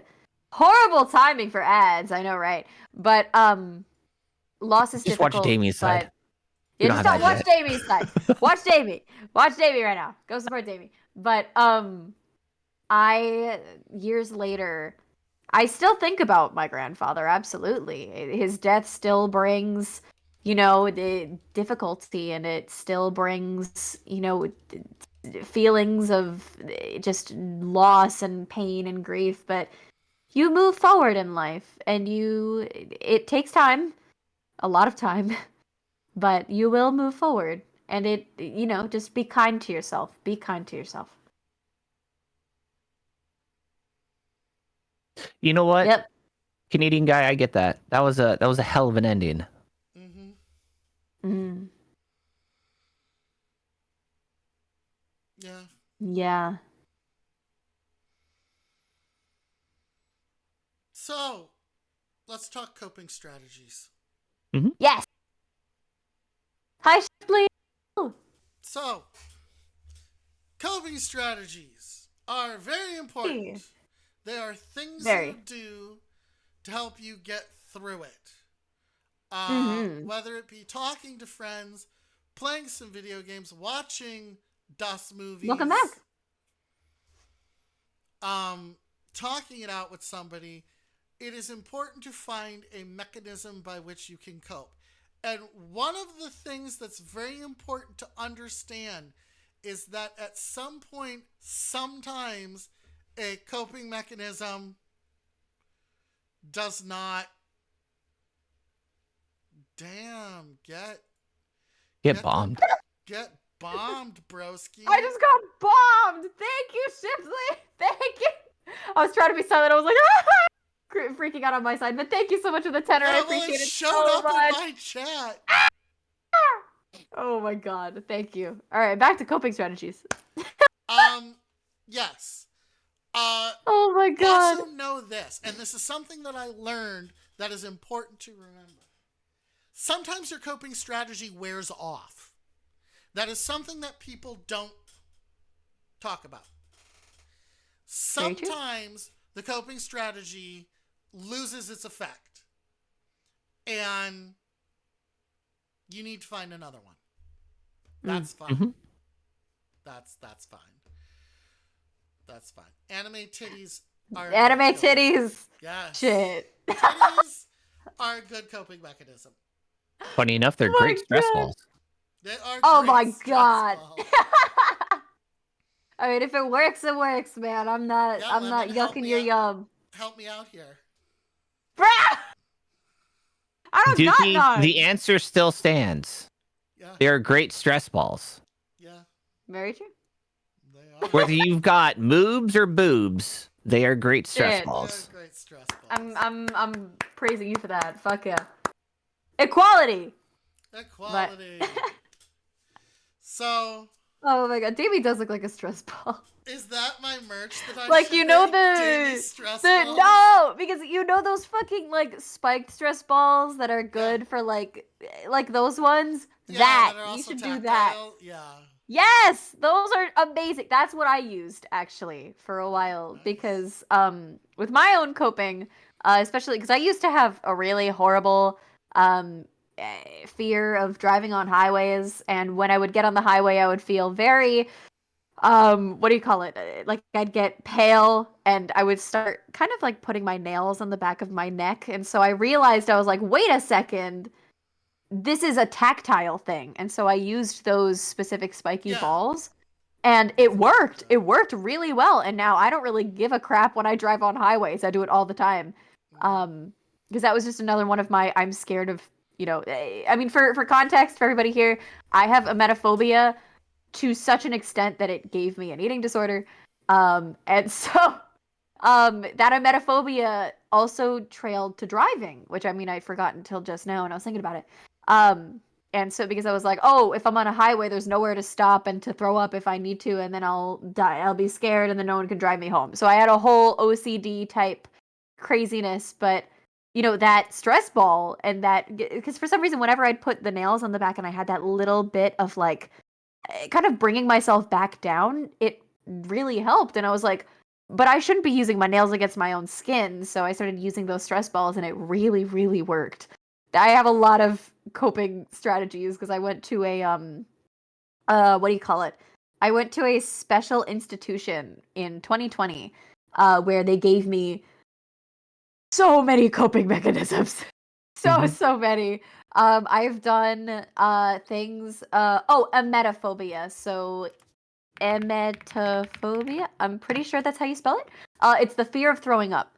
But yeah, oral fixation, there is like taste. Someone told me once that I should have a little box or like a little thing to carry around with me that is 5 senses, because especially when you get into places where you're having like a panic attack, it's very important to ground yourself. And so they said that, these 5 senses can help you ground yourself. And so there was, taste, touch, feel, smell, and sight. I'm pretty sure that was all of them. So I had what do you call it? Peppermint oil. I had a nice soft like little stuffed animal. I had like peppermints or ginger because that helps with like stomach issues. I had like other things like that. Blah blah blah. Like I had a little thing. I have bit my nails before, but now I grow them so incredibly long. Like that's my nails on fucking. But it's definitely. Come scratch my back. Ah, I got you. It's like they're so strong. I can smack them on a table and they don't break. They're so freaking strong. But gum is amazing. Mints, gum, stuff like that. If you can't get yourself down, I was told once that if you find like a sink, splash yourself with cold water because it kind of like mentally just it stops you because it's like that sudden cold and it's like, oh god, it's really cold. And it kind of stops your brain from moving all crazy all over the place. Obviously, that happens for, it works for certain people, it works for some, blah, blah, blah. There's also a thing with ice if you do tactile sensations. Hold an ice cube really hard. I want to preface something. Please do. Not all coping mechanisms, one, are healthy. Yeah. But Very true. 2 are just good for you. Right. A coping mechanism for me I had in the military when I was living in a dry barracks was literal alcoholism. Yeah. Mm-hmm. That's common amongst yeah. But yes. Find a healthy coping mechanism. Please. Yes. I mean, what was... Yeah. One binge eating, booty time, unhealthy booty time, I should say, because booty time can be a restriction. Yeah, but you have to be safe and careful about it. Yes, don't let it become something that is unhealthy and self-destructive. Mm-hmm. And also, please note that coping mechanisms can also become obsessions and destructive. Because part of my experiences with post-traumatic stress. Take it easy, Ghostly. Bye, Ghostly. Have a good rest of your day. Bye-bye. See you soon. One of the issues I had with post-traumatic stress is I would just zone myself out in video games. Literally from the time I got off work to the time I got to bed, and I had a horrible time, and I ignored everyone in my family, including my kids. As Penny is sterilized, I can get behind. Yeah. Just make sure don't sterilized. Just start sucking random ass pennies because people are gross. Yeah, no, but if you sterilize it and that helps you, yeah. Funny enough, that also could be a sign of not just pica. Yeah, no dirty pennies, please. A mineral deficiency. Don't take one off the ground and just put it in your mouth. Don't. Yeah, that's fair. Johns is right. Not every coping mechanism will work for every person. Mm-hmm. That is true. Video games aren't... I like video games. They're not really a coping mechanism for me. That's fair. For me, it was. I like playing them, but it doesn't... It won't get me through the shit. For me, it's talking to people. That gets me through the shit. Yeah, very much so. I mean, I had used... It's kind of both. I mean, I'd used games and, talking with people. I had an experience with SA when I was in a VR headset, and now I used VR for years as a coping mechanism, which is kind of weird when it happened in a VR headset. But, it became a very good thing for me because now with utilizing it, before it was like I would not talk to people and I would go into VR and completely ignore my family and people around me. But now, I use it as a part of my career, and it's become something healthy, where I'm like, wow, I'm pursuing something I love, and now it's given me so many opportunities and blah, blah, blah. And it's like, whoa, but certain games have helped me. And that is very correct, Yang. Very, very, very correct. Is correct. Bravery is not the absence of fear, but the willpower to confront. Yes! 100%. 100%. Yes. And yeah, alcohol should not be a coping mechanism. It does not make anything better. It does not. Yeah, it shouldn't be used like that. It's a depressant for a reason. Yep. Yes. A good way for espresso depresso. Mm-hmm. Yeah. Music is an amazing coping mechanism. Fucking amazing. If anything has ever been, if you are a music junkie or if you just love listening to music or something like that, I highly recommend using music because it has helped me beyond. And I think that a lot of people can feel that too. But I 100% agree with music. It is a great coping mechanism. Don't be like me. Don't blow out your eardrums, please. Yeah, don't do that. Don't give yourself tinnitus, please. Don't blow out your eardrums. I grew up in, with 90s punk. 90s punk is the best. Hell yeah. Like 90s, 2000 punk. Well, guess what? I also blew out my eardrums because of it. Yeah, that's fair.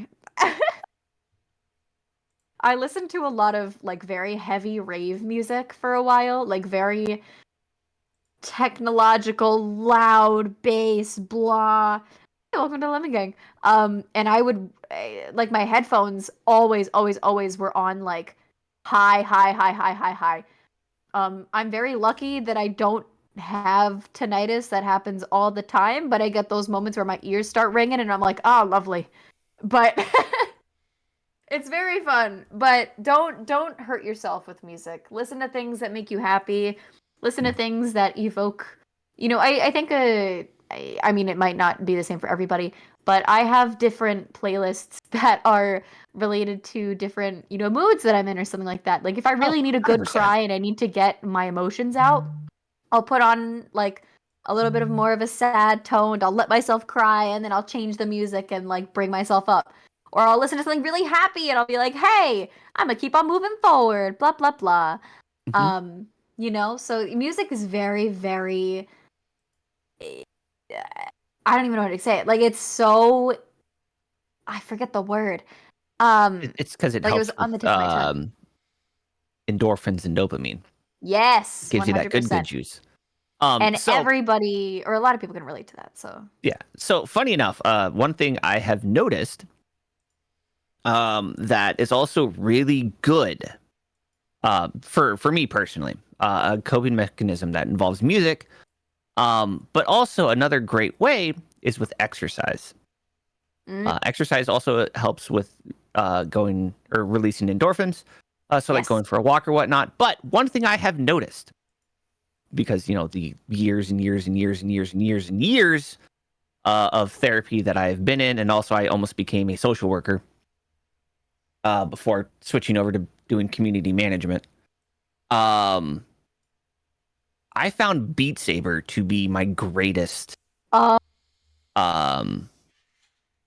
coping, because it's like I want to listen to music, I want to get some exercise, I want to just beat the shit out of something and beat the shit out of blocks. Yes. To the sounds of music. It's so satisfying too. It got to the point I was in like the top 2,000 in the world. Let's go. Oh, Yang, I've been to a Baby Metal concert. It's baller. I love Baby Metal. Nice. Baby Metal's awesome. Yeah, I mean, I used to play Expert Plus all the time on Beat Saber. That was like my big thing. And everyone, when I would be like, I want to play Beat Saber, everyone's like, I don't want to play against you. Fuck you. I'm like, oh no. Oh, Lemon, you and I need to play together then. Well, oh god, I need to get my chops up, but we're gonna play. We'll do it. Yeah. Like my comfort notes per second are between like 5 and 7. Let's go. I love music games. Music, like even the stupid ones. Like I don't know if you guys have heard about Trombone Champ. That shit makes me so happy. That was funny. It's so funny. But other things like that and just satisfying notes, like Guitar Hero. Holy shit. That was like my bread and butter when I was a kid. And that was like the one game I'd always go to because I was like, I'm really good at it. And I was a guitarist for years and years and years. So I would always like sweat at Guitar Hero. Yeah. As a Guitar Hero fan. But I worked for GameStop, so there was a period of time where we had the demo for it. And you do it. Yep. It's so fun. Rock out. You just kind of learned to do the thing. You do the thing. Hell yeah. I'm still trying to download Clone Hero because I've been itching to play Guitar Hero again. But yeah. You know what we need? We don't need another Guitar Hero. We need a violin hero. Real? Oh, that might be really interesting, actually. I used to play violin when I was a younger, when I was a baby. Maybe you became a flautist. I did. I was a violinist, a singer, and a flautist all at the same time when I was in elementary school. I was fucking bad. Like I was bad to myself. Like I was good at all of what I was doing, and I was also in the theater program. But I would get off the stage, open up a new instrument, and go back on the stage during performances in elementary school. I was so busy. Yeah, overachiever, anxiety came into my life early. Oh yeah, my God. mine was the trumpet and the violin, and also theater. Hey, I mean we have the same shit. Doink. Oh my God, theater was amazing. I sometimes say if my middle school had a theater program, I would have gone to be a musical theater major instead of a flute major. I would have done theater, been a theater kid in because the drama club was the theater club, and the problem was Oh, hi, my kitty, drama kitty club cloud. was very gatekeepy. Well, Yeah, a that's how lot it of goes. That's theater. that's sadly that's a lot of theater, and Mhm. it's just a child's mentality. Yeah, it's like I Um, want to be the main character, and because I was the main character 3 times in a row, you can't be this person right now. And it's like, shut up, bitch. There's more opportunities. Come Yeah, a lot of on. people don't like It's a lot- sharing the spotlight. Yeah. But no, it's sadly it's the same thing when it comes to musicians as well, especially in orchestras, because the chair spot is the most important. Yup. God damn it. The only That's where a lot of my instrument I problems play is started. the skin flute. Oh. Hey! Yeah. What the fuck? Yo, harmonica hero, let's fucking go. hmm But no, like I think the last play that I could have been in was just as I was graduating high school back in 2005. Yes, I am old. Mm-hmm.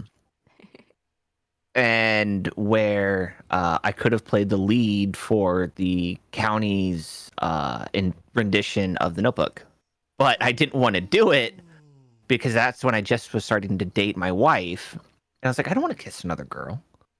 Oh, that's very sweet. And then she got mad at me Oh, that's wholesome. because Class I of 09. didn't do it. Oh, No. I mean, hey, comfort level is comfort level. You can't Mhm. deny that. Oh look, now Damie has ads. Whoa! Which, by the way, Lemon highly recommend SiriBot. One of the best Mhm. I bots have ever. SiriBot. Yep. I have SiriBot, but they don't say in chat. I don't have that set up yet for that. But I have them for the raids, like the hate raids and stuff like that, to make sure that it doesn't do anything. But it'll text sometimes, and I'm like, yay, Siri! Yay! Because Yeah. I had an incident not too long ago where some people told me to toaster bath myself during a stream, and I got really sad.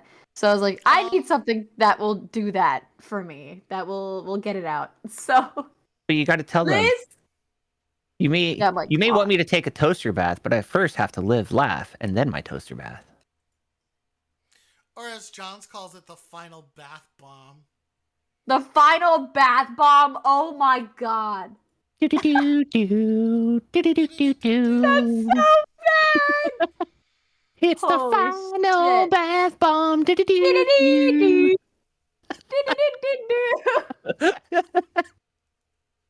Oh my god. I like that now people are telling bad jokes in chat. That's good stuff. That's good Oh, yeah. shit. Mm-hmm. Yeah. Humor and laughing is also a great, way to get your spirits up. Laughter is amazing. That is my coping mechanism. Mhm. Laughter and entertaining. Welcome back Yes. from ads on Welcome. on my end. I've seen the toaster shaped bath bombs. Oh, thank you. Oh my Jads. god. Don't worry, I'll curse for you. Thank you. Jads, you're a twat, and I love you. So yes, dark humor can also be helpful. Now the thing to remember with dark humor is that it remains humor. Yes. It can be self-deprecating dark humor, but it's still humor. Mm-hmm. Yes. You just have to remember when you're doing some self-deprecating dark humor that you're not hiding behind an idea of shame or doing it to put yourself down. Yes. Because then the joke isn't funny. And I'm a big proponent of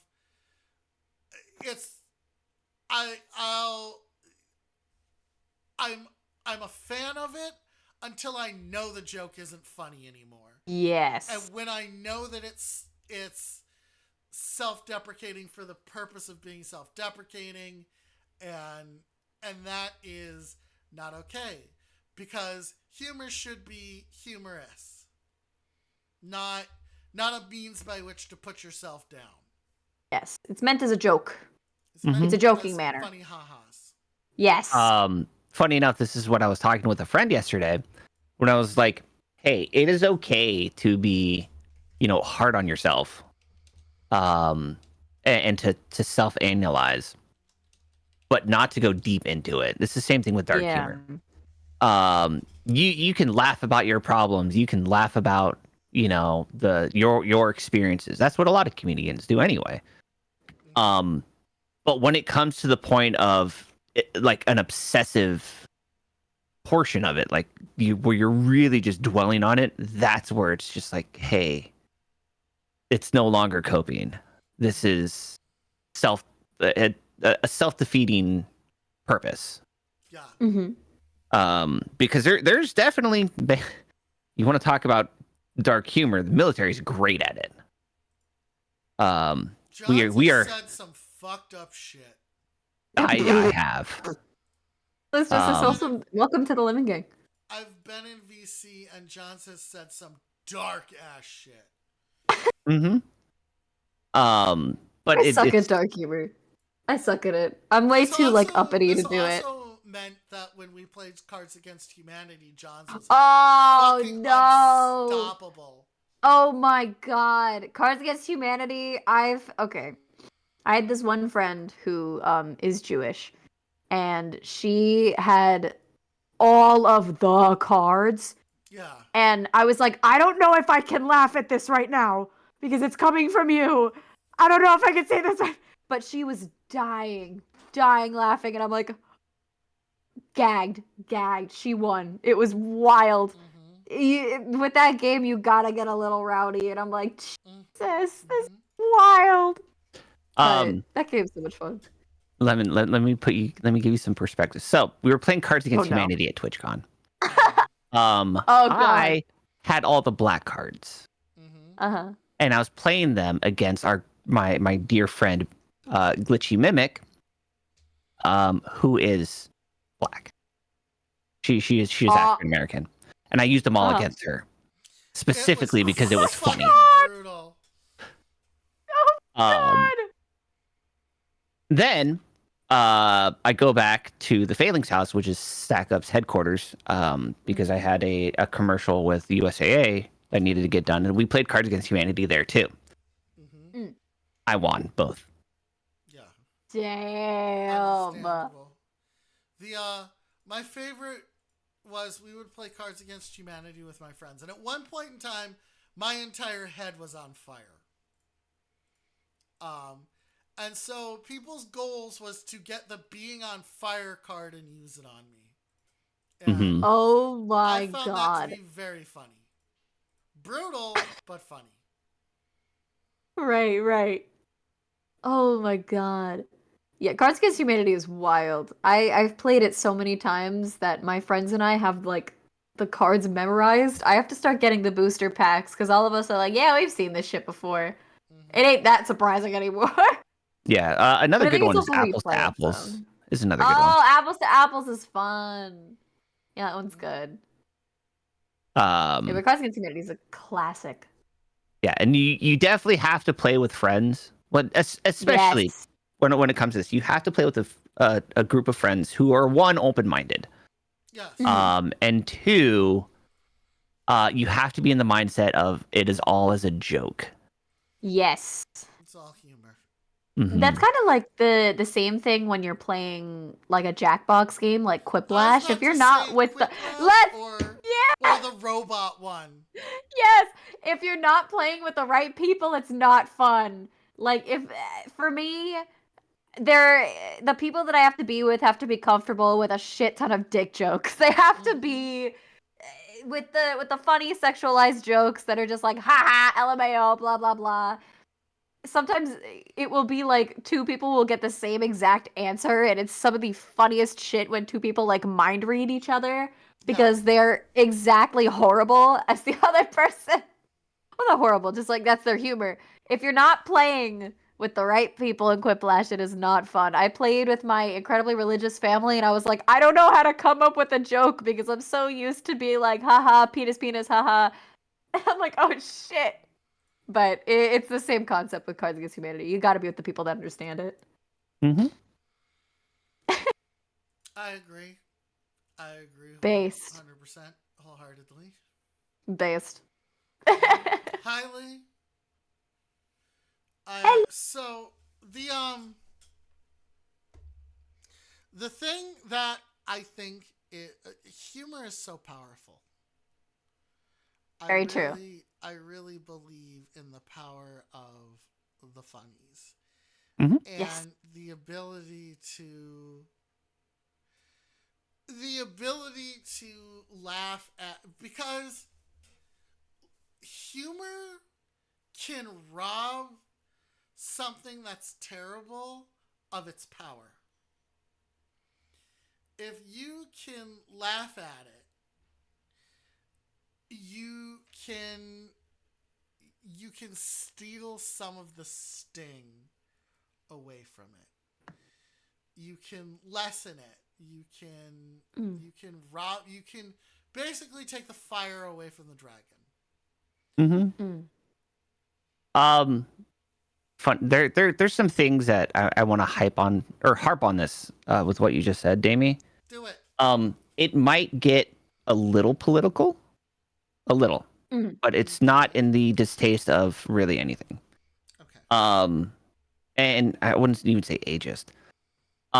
There is a large complaint that goes on about how younger generations are using humor to, the humor and memes to quote unquote make fun of what's currently going on. So like the memes of like World War III, what's going on all over the world, and just like horrific natural disasters. And you are 100% correct on the trying to take the sting out of it. Because with our generations, millennial and down, we have been through so much. We have been through, a few pandemics already. Yeah. We've been through, man-made disasters, countless natural disasters. Hell, we have one in California right now. One right the now. Fires going on, and Going on right now. Fire Chan just needs to fucking calm down for a second. Needs to chill. Like we have gone through a lot, so 100%. I understand the taking the sting out of it. Yep. Yeah. And it's important. Comedy is a great healing tool. Very true. And sadly, this is where the ageist part comes in. People of, above Gen X, right? This is the ones above millennials? Yeah, Gen X. Yeah. Really don't get it. Yeah. Which they don't understand why, we have to use humor to take this thing out. It's just because we've become so desensitized now to world disasters, because we've lived through countless. Because hey, guess what, they probably did too, but you know what they didn't have? A supercomputer at the tip of their hand. Yep. Right. Like, we have news at countless times that is going on and on and on and on about one disaster after another, after a genocide, after a pandemic, after, another outbreak of, avian flu. After political leader does this, or does that, and, let's annex another country. Yeah. Yeah. So we have to use humor, or else we would all go stir crazy.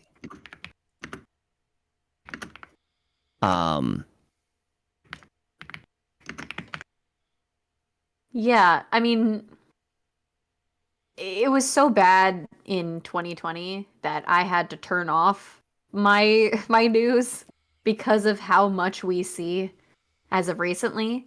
I mean, you have the news app and it's like, okay, so this person died, and then this person fell off something, and then now all these people are dead, and now there's another global pandemic that is happening in another country, and the COVID's back again, and I'm like, okay, well, this doesn't make me feel great, so I had to turn off. I haven't had my news app working since 2020. Literally, I just turned it off because I was like, I can't. So most of what I end up learning about is through memes. at this point, is that I'm seeing, things through other people that are memes that aren't memes, and I'm like, oh shit, what the fuck? But even when it comes to those, like, I'll be on Instagram and people are like, oh, this is happening, blah blah blah. My brother is like a literal news source because he reads news all the time, so he's like, hey, this guy just died, and I'm like, what? So I hear it from him, and then it's still, it's really difficult to hear about that, and all this shit that's going down is fucking horrible. But then I can tell how people are, coming and rising above it and coming through with, memes, and again taking that sting off of it. I think it's really important, especially to our culture, to make meme of it, and to, because I think that's what's keeping us from not going insane, for lack of better term. You know what I mean? Because there's so much that we see that is so hard and difficult to, process. But when we, use humor and stuff like that, it's easier for us to kind of like that. That's yeah. That's clever. Yeah. It's easier to cope with it and to think about it and to be like, okay, this is what's happening. And not to let it overcloud what's kind of going on. So Humor is very important to me, and it is one of the ways that I combat the world, so to speak, is by using humor to help protect myself and to help keep myself sane. Because you're right, you can go just absolutely crazy. mm-hmm. Very easy to go crazy. It's very easy to if get I didn't overwhelmed. Yeah. If I didn't turn off my news app and use things like, TikTok to look at memes about COVID, I would have gone absolutely insane. 100%. I just can't handle that. So, I mean, right now on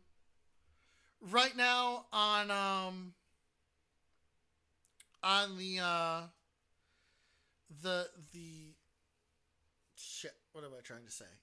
I blanked out. You know what? Don't worry, I do that all the time. Yeah, and Me too. Dookie, you're not wrong. Humor is very subjective. What one person may find very funny, true. the other person may find offensive. And that's the beauty of humor. As long as it is taken with a light heart, it's, that's how it is. I blanked out so hard. What's up? No, I'm just pissed that I blanked out. No, it's okay. It happens. Don't worry, Damien. I do it all the time. You're all good, my friend. Okay. But yeah, it is okay if you find something humorous, or you find something humorous in a tragedy. That's what is known as the silver lining. You're trying to find the small good in something tragic. Which, goes back to, again, a lot of the coping skills that we've talked about. A lot of it is literal finding the silver lining. Yeah.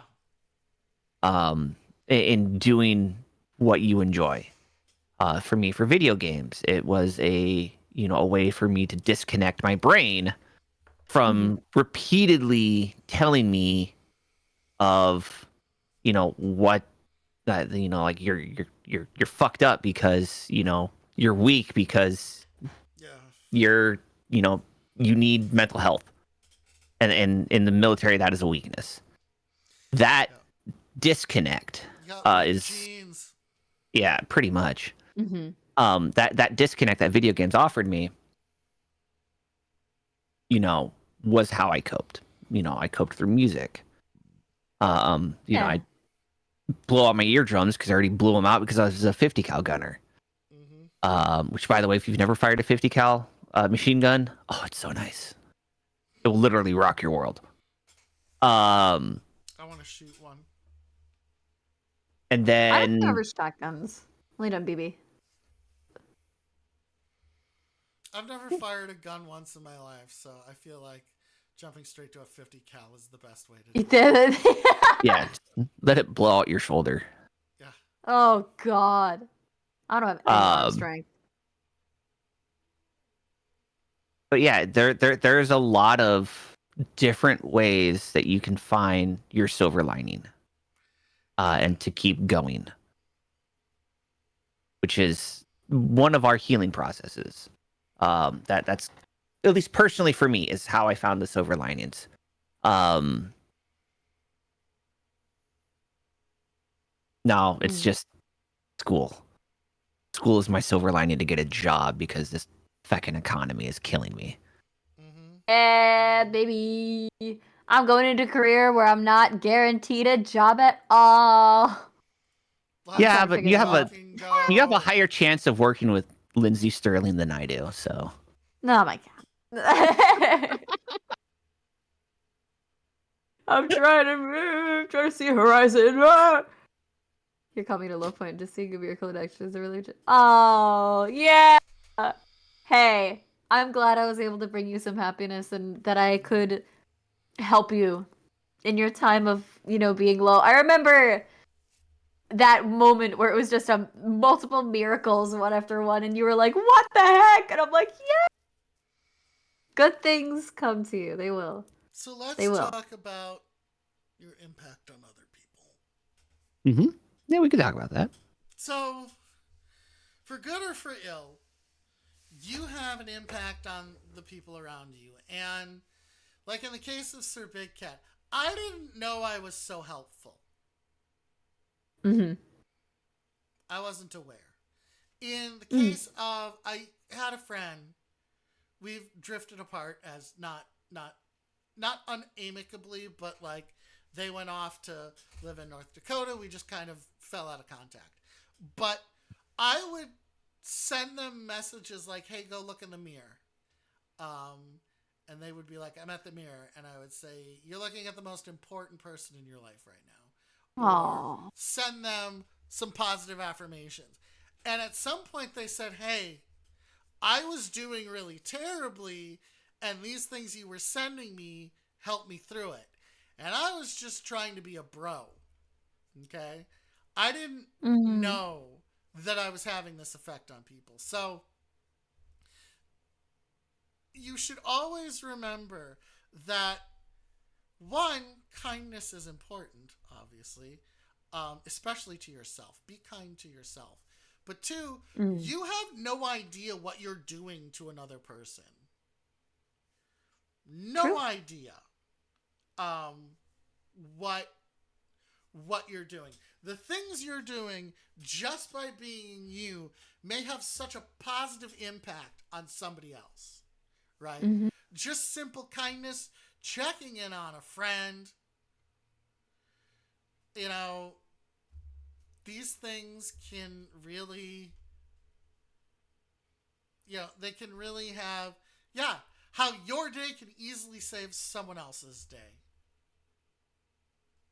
That is, so never assume that you don't have an impact, because you have no idea how important, take it easy, Canadian, because you have no idea how you affect someone else.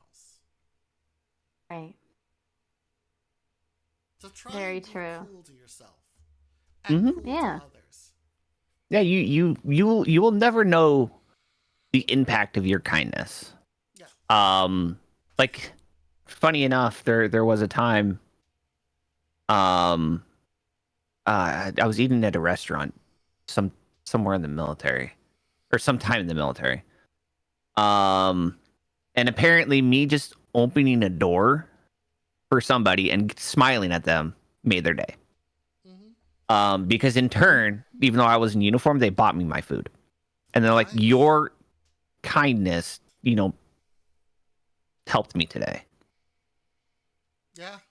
Yeah. You never know. Small acts have big implications. This is why we always tell people to be kind. This is why Damien always says, do the big three. Do the big three.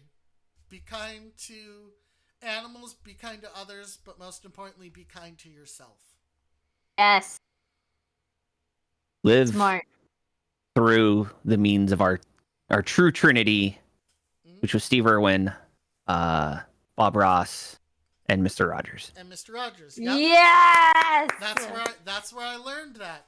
Be kind to animals from Steve Irwin. Be kind to others from Bob Ross. And be kind to yourself from...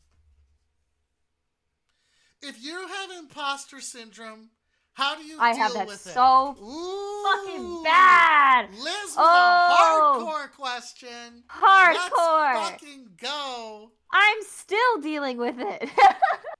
That's what I say. I still cope with imposter syndrome. Actually, funny enough, with Borderline. Yeah. It comes with the fucking territory. Yeah. The way I cope with my imposter syndrome is I am humbly narcissistic. John's is humbly narcissistic. I think I am the shit. Mm-hmm. However, I'm not afraid to be knocked down a peg or two. Mm-hmm. And I will admit I am narcissistic. But I'm also, I work for a fucking charity. Yep. So humble, I'm the shit. Exactly. You're not wrong, Dookie. Yeah.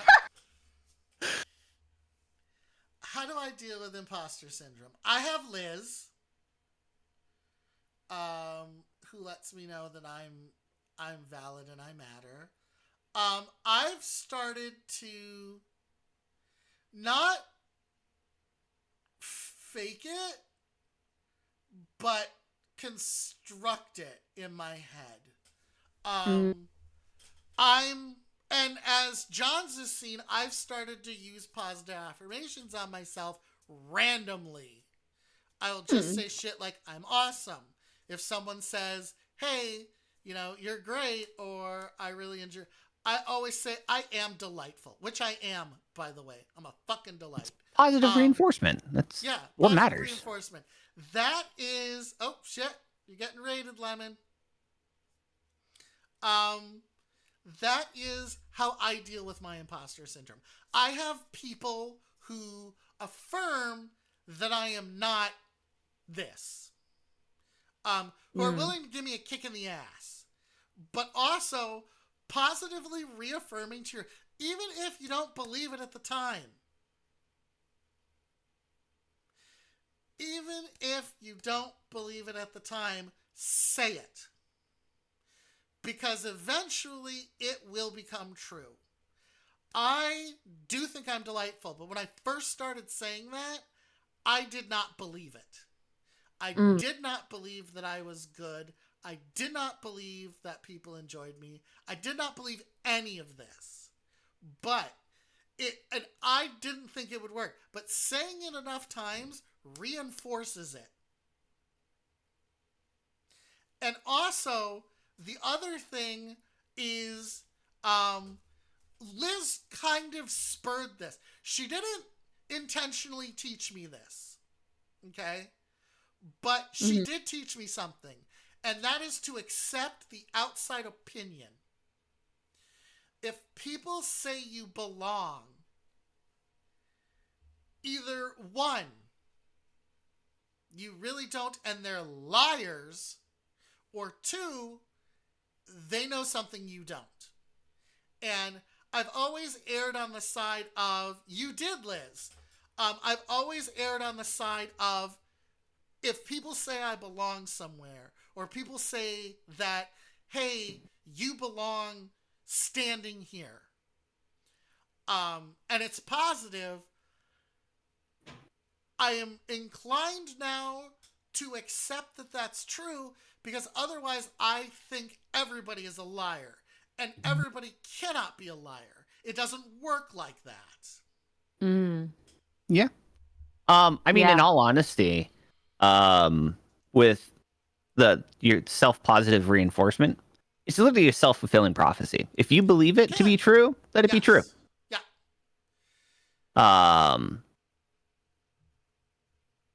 But yeah, it's a piece of shit, you're gonna believe you're a piece of shit. Now, it also depends on how you say it. Yes. If you say it like, I'm a piece of shit, then yeah. Or, you know what? I'm a piece of shit. Right? See? Humor. Humor. Yep. Humor. Yep. Mm-hmm. I mean, I say I'm dumb all the time, but that doesn't mean I Yep. think that I'm like, No, you know, you're stupid. just making the funny. Yeah. You're just making the funny stuff. And Mhm. I think that is very important. Affirm yourself positively. And I know Liz struggles with imposter syndrome. That's because But she's a fish. Liz is doing a fucking collab with Mythos, so you belong in the spotlight, bro. Oh, what? You're saying, what about Liz is doing a collab with me? Belongs in the Whoa. spotlight. Yeah. I'm famous know? because of her. Yeah, yeah. I mean, you're not a fish. But yes, especially someone you respect, Yeah. or put value in their opinion, and if they say, "Hey, you belong," or "Hey, you are this," and you value their opinion, and it's a positive opinion, then either this person is lying all the time, which is exhausting, or they're telling you the truth and you just have to accept it. Mm-hmm. Another thing when it comes to that, like you really hit the nail on the head on the right words. Mm-hmm. It's valuing someone's opinion. Yes. If someone calls you a piece of shit in a Tell 'em to vile suck sense, Yeah, tell them to suck dick. is their opinion really worthwhile to you? Yeah.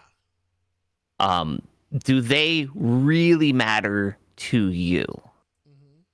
Mm-hmm. Or are they providing you very lackluster criticism? Yes. Like, hey, that was a really dick move back there. Mm-hmm. Small PP energy. Uh-huh.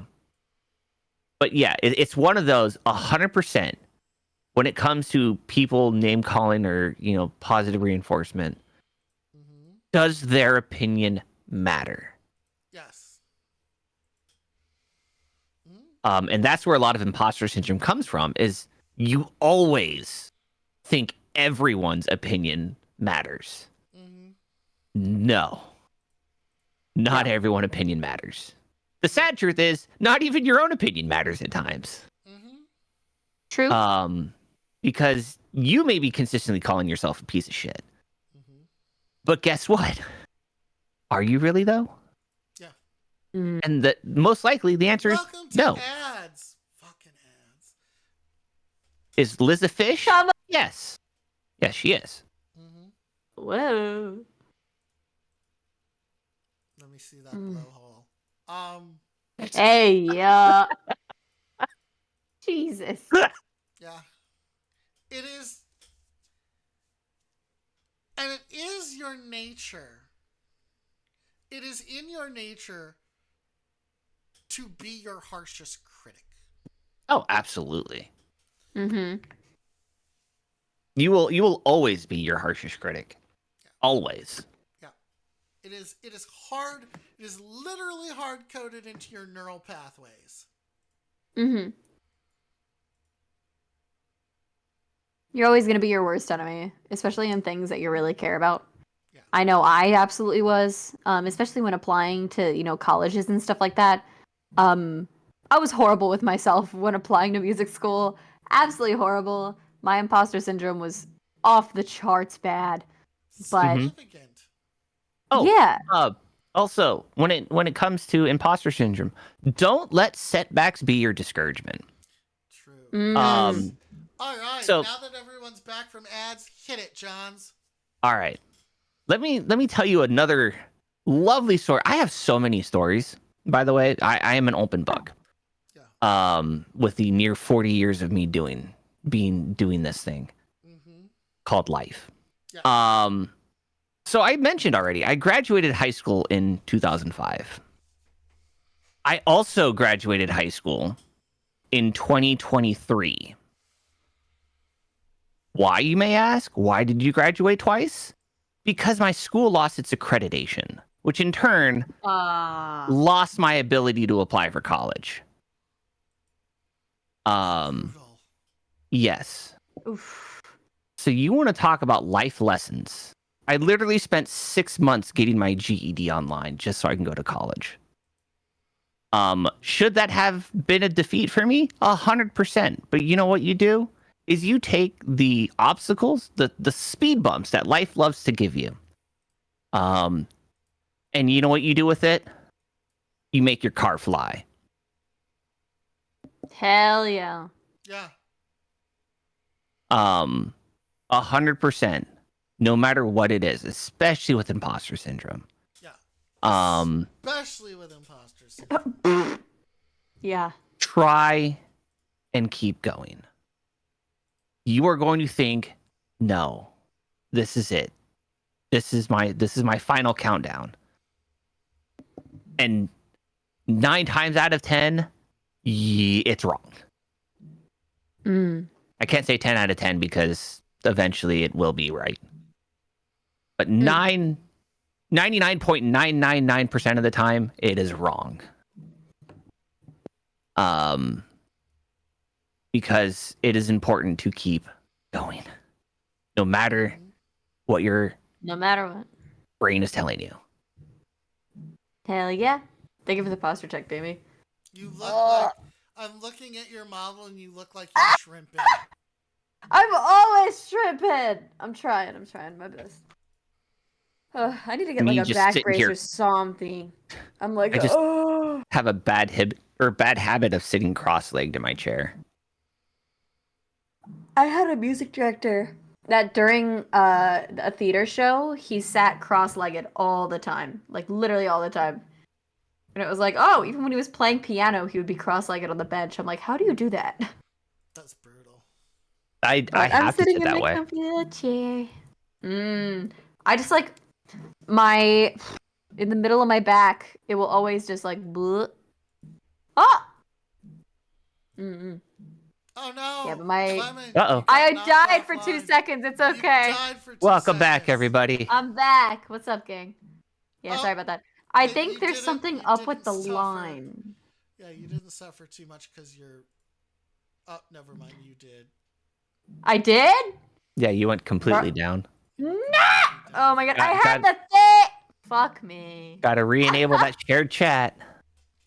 Oh, man. Alright. Damn it.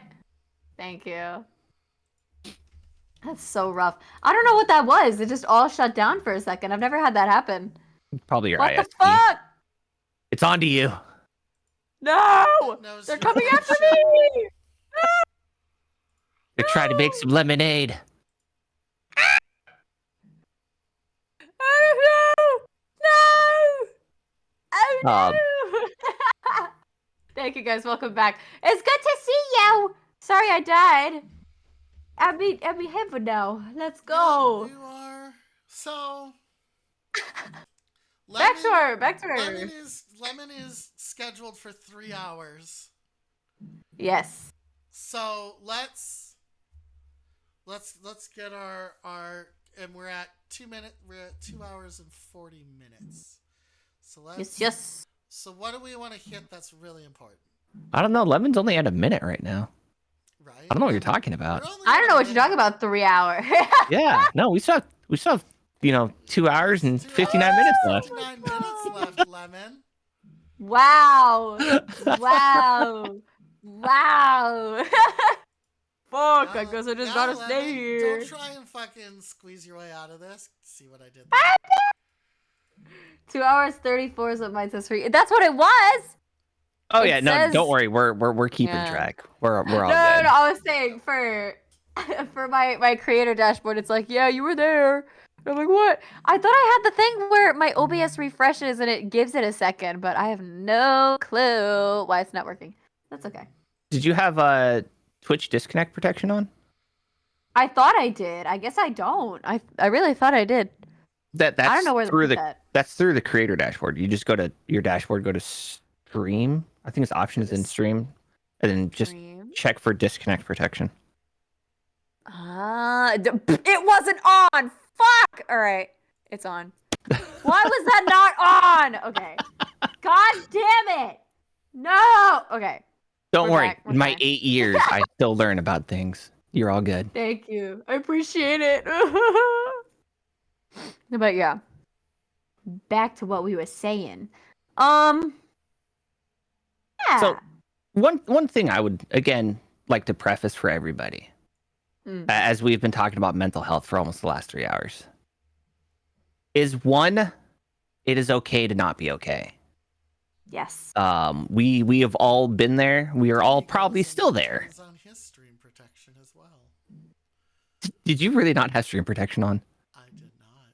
Oh my god, Damie. I'm gonna have a class for the entire stream team of, hey, this is what you probably should do. This is what you probably should do. Oh my god. Let me Damn bestow it. upon you my wealth of knowledge, Yeah. young kittens. Your Please. wisdom. Yes, it is Um, okay to cry.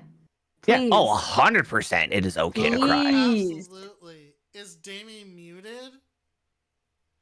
No. No? Let me double check.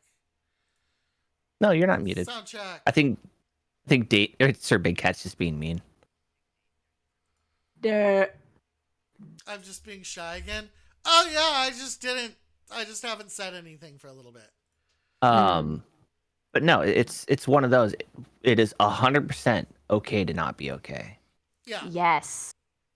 And it is 100% okay to reach out to somebody if you are in need. And it is okay to cry. Actually, funny enough, I find it more manly to cry than to hold it back. So, yes, please continue. And also, one last thing. Mm-hmm. I must know, Damie, Yeah. why have you not embraced your urchinness yet? Because I'm not an urchin. Also, fuck you. Macho Man Randy Savage, the most macho wrestler ever, on a talk show, right? He was asked, "Hey, have you cried?" And he said, "Oh yeah, macho men are able to cry," and that he's cried 1,000 times, or he had cried 1,000 times. Rest in peace, Macho Man Randy Savage. And he'd cried 1,000, and he knows that he'll cry 1,000 more tears, and that macho men are in touch with the entire spectrum of human emotion. So it is manly to be in touch with your emotions. Very much so. And it's important too, as well. Mm-hmm. Very, very important. Crying is a great release. That's one thing I'll say. Yeah. Just being able to get a good cry out and then just afterwards, it just sends all of that negativity out and it just releases so much. Yeah. Obviously, there's more ways to release emotions and stuff like that, but crying is one of the best hacks. Life hack. Cry. It's good. Life hack. Give yourself Life a hack. sleep. Give it. And yourself please do don't yourself a punch favor. walls. Cry. Punch And bags please- instead. Yeah, please don't punch Yeah. walls. Don't punch walls. You will hurt yourself. The many amount of times I have punched a stud. Oh. Yeah, highly recommend. Again, that's just goes back to the coping mechanisms. Find healthy ways, please. Yes. Healthy. Important. Um, Emphasis on healthy. And if you need help coming up with ideas for healthy coping mechanisms, hey, stop by my channel. It's fine. I talk about mental health all the time. Yeah. I'm pretty sure you can do that same with Lemon and Damie as well. Yeah. Hello, Hello, Bruno. know, Welcome. I'm Yeah, someone I'm someone who talks about mental health because again, I work with a mental health charity. And I believe in being honest and open with people. Mm-hmm. Yeah, that's one thing I'll say is that, I mean, my community definitely knows that I'm no stranger to having, intense and sometimes darker conversations, more serious conversations, even though, I'm known for being more crazy all over the place, chaotic, blah, blah, blah, have a good time. But there is space to talk about important things like mental health because I do believe wholeheartedly that it's something that we should be able to talk about and that it's something important.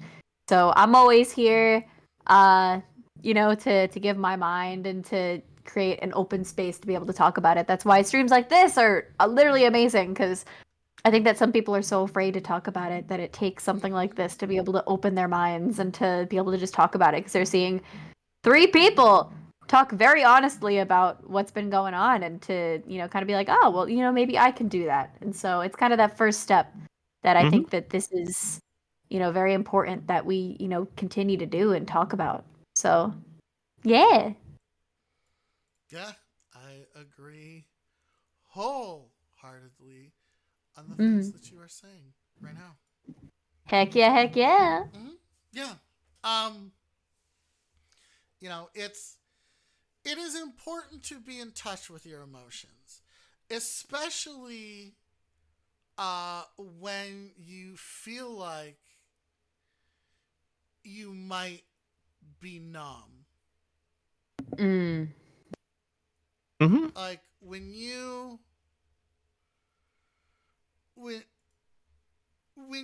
are depressed, you can feel numb. It's a thing that can happen to you. And what's important is to try and latch on and feel the emotions that you know are there. Even if it is temporarily feeling sad, right? Because sadness can be healthy, right? It's when you obsess about it that it becomes unhealthy and not great. But, if you find a small joy, latch on to that and let yourself experience it. Give yourself permission to be happy in the moment.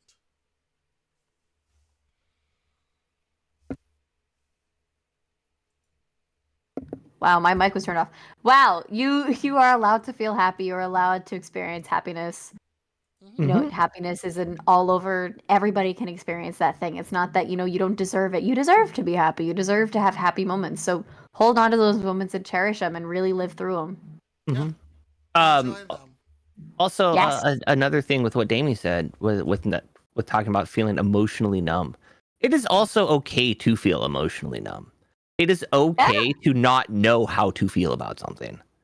You may think that you're a weird person, like, oh, this some grave tragedy happened and I don't know how to feel, or I don't feel much empathy for it.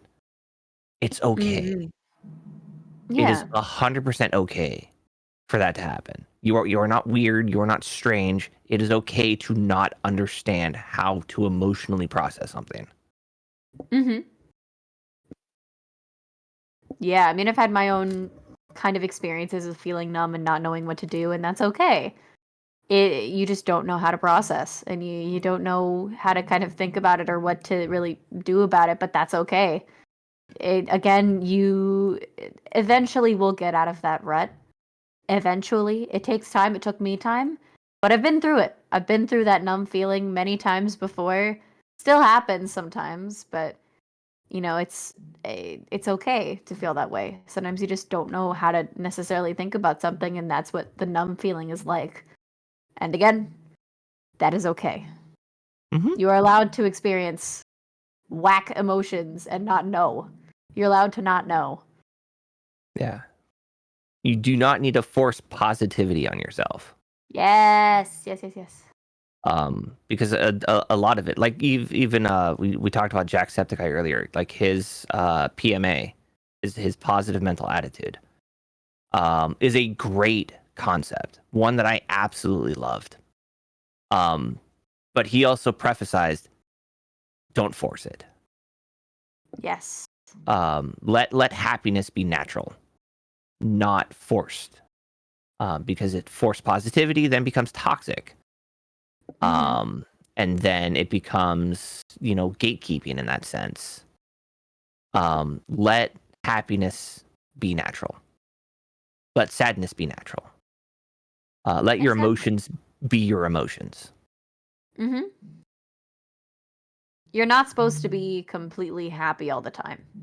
That's like a robot. Sorry, I was called away for a moment. No worries. Oh! Sorry about that. But yeah, emotions are changing, always fluctuating. You know, you can be happy one second, you can be sad another, you can be confused, you can be excited, ecstatic, you can be, you know, whatever. Like emotions are meant to change. If you were completely happy all the time, I'd be like, "You're a robot. Are you okay? Are you good?" Like, oh my god. It's unnatural. And emotions are allowed to happen and naturally. Don't force an emotion upon yourself because then it's going to turn robotic and it's not going to be happiness anymore. It's going to be toxic and false. You can't So, be neutral. It is an emotion. yes. I, as a borderline, wake up either depressed or I don't, or I'm in a neutral state. And I see what the day has for me. So, Absolutely. one day I hope to wake up feeling happy and hopeful, but until then, I've learned to accept that neutral is a good way to do it.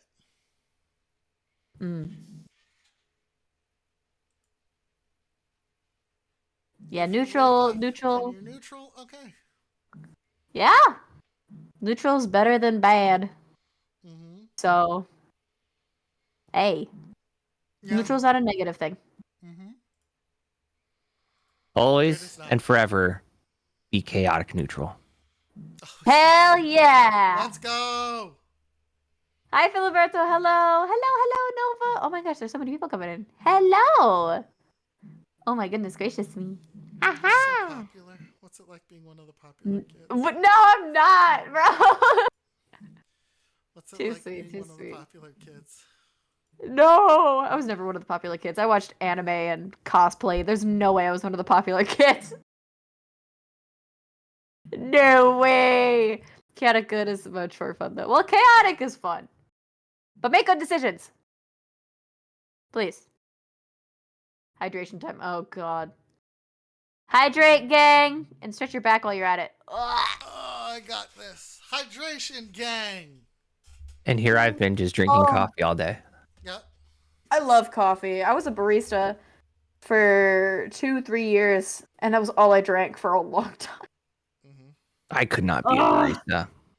It's so fun! I love making drinks. Well, it's not the making drinks part, it's the people. Oh yeah, the people suck. I will say. With so much love. Like I feel bad like every time I go into Starbucks and whatnot. It's like you are a absolute see you next Tuesday kind of person who is in front of me. Which, by the way, if you don't know what I'm talking about, sound out the first word of what I just said.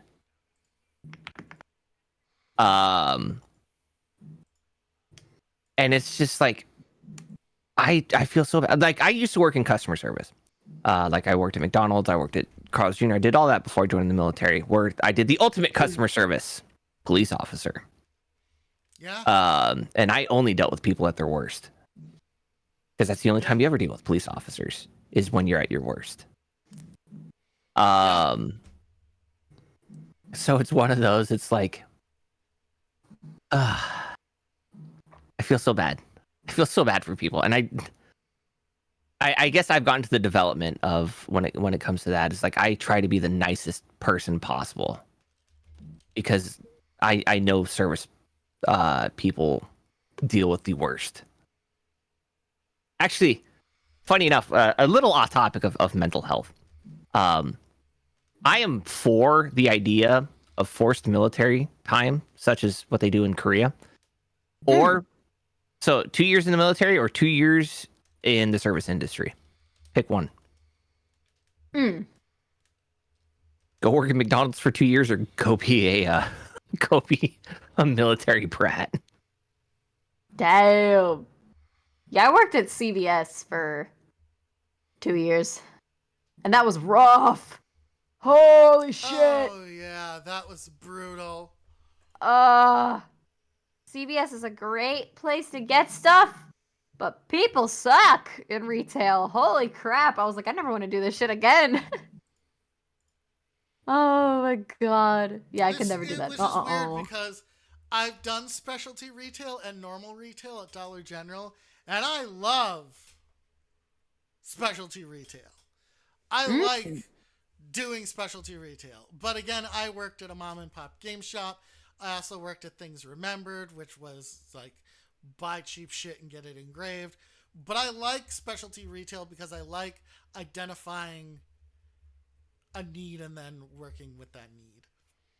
Yeah. I mean, I did have a lot of great moments when I worked at CVS. I mean, there was someone who was printing out pictures of their wife that had passed, and he didn't know how to work the machine, and we talked about like people that we loved and moments and things, and it was like, oh, I'm really helping this person.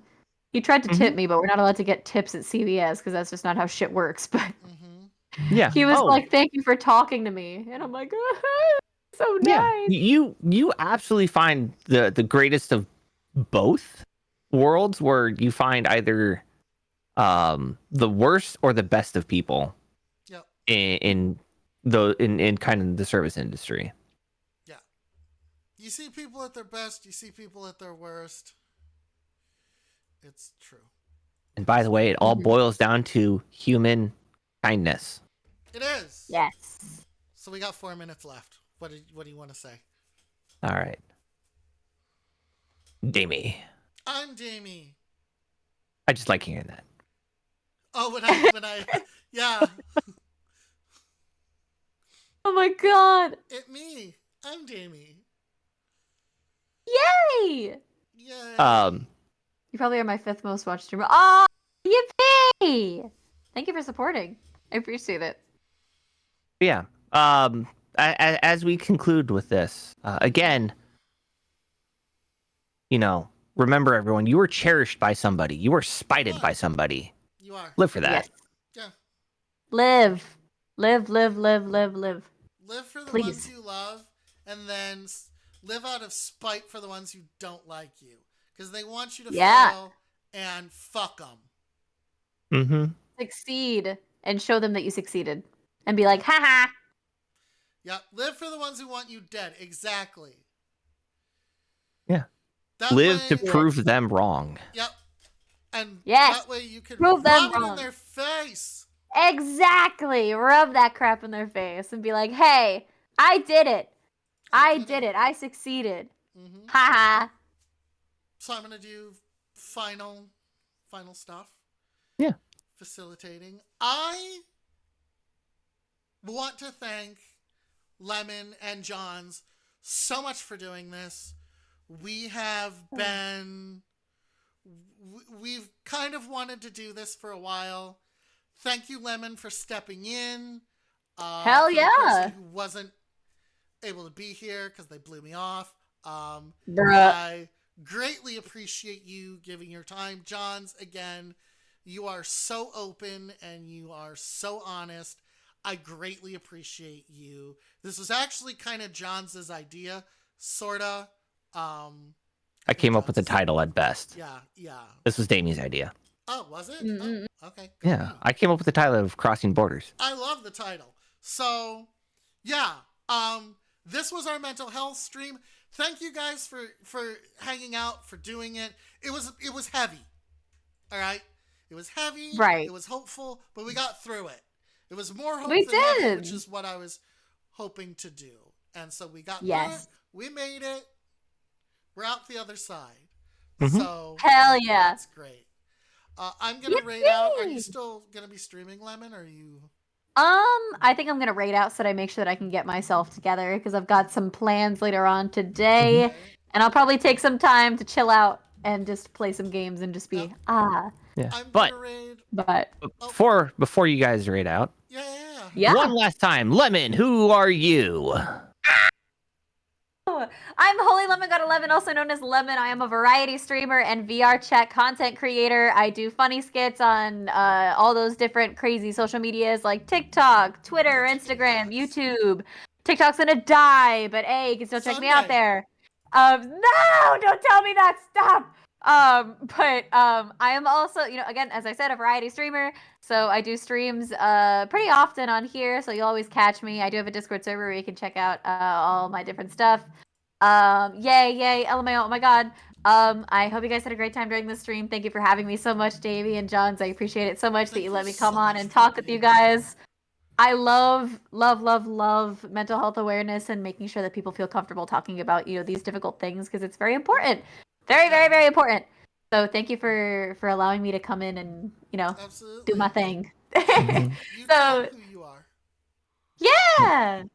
And Damie, who are you? I'm Damie. I'm Damie. For those of you in Lemon's chat, I'm your dynamically augmented media independence, hardest working game designer in AI on Twitch. I do that. I design pen and paper role-playing games. I am a published designer. I make things with Johns now. That's apparently my life. But I'm I'm also a variety content creator. I have a talk show as well. And I proudly also stream on Stack Up on Fridays, where I also do a talk show. Yippee. And hi, everyone. What's going on? My name is John Zawar. I'm a variety content creator and the head stream lead of Stack Up, which is twitch.tv/stackup.org. Yep. One of the greatest military mental health charities. Fuck yeah. But like I said, I do variety contents, and you're going to find a lot of things from me playing video games to me literally doing schoolwork on stream, because why not? It's great engaging content. And the Beat Saber. And Beat Saber, which I kind of want to do. I love Beat Saber. I still need VR. I might do that tomorrow. Do it. Beat your saber. I need to set everything up because mods are love. Mods are life. Yeah.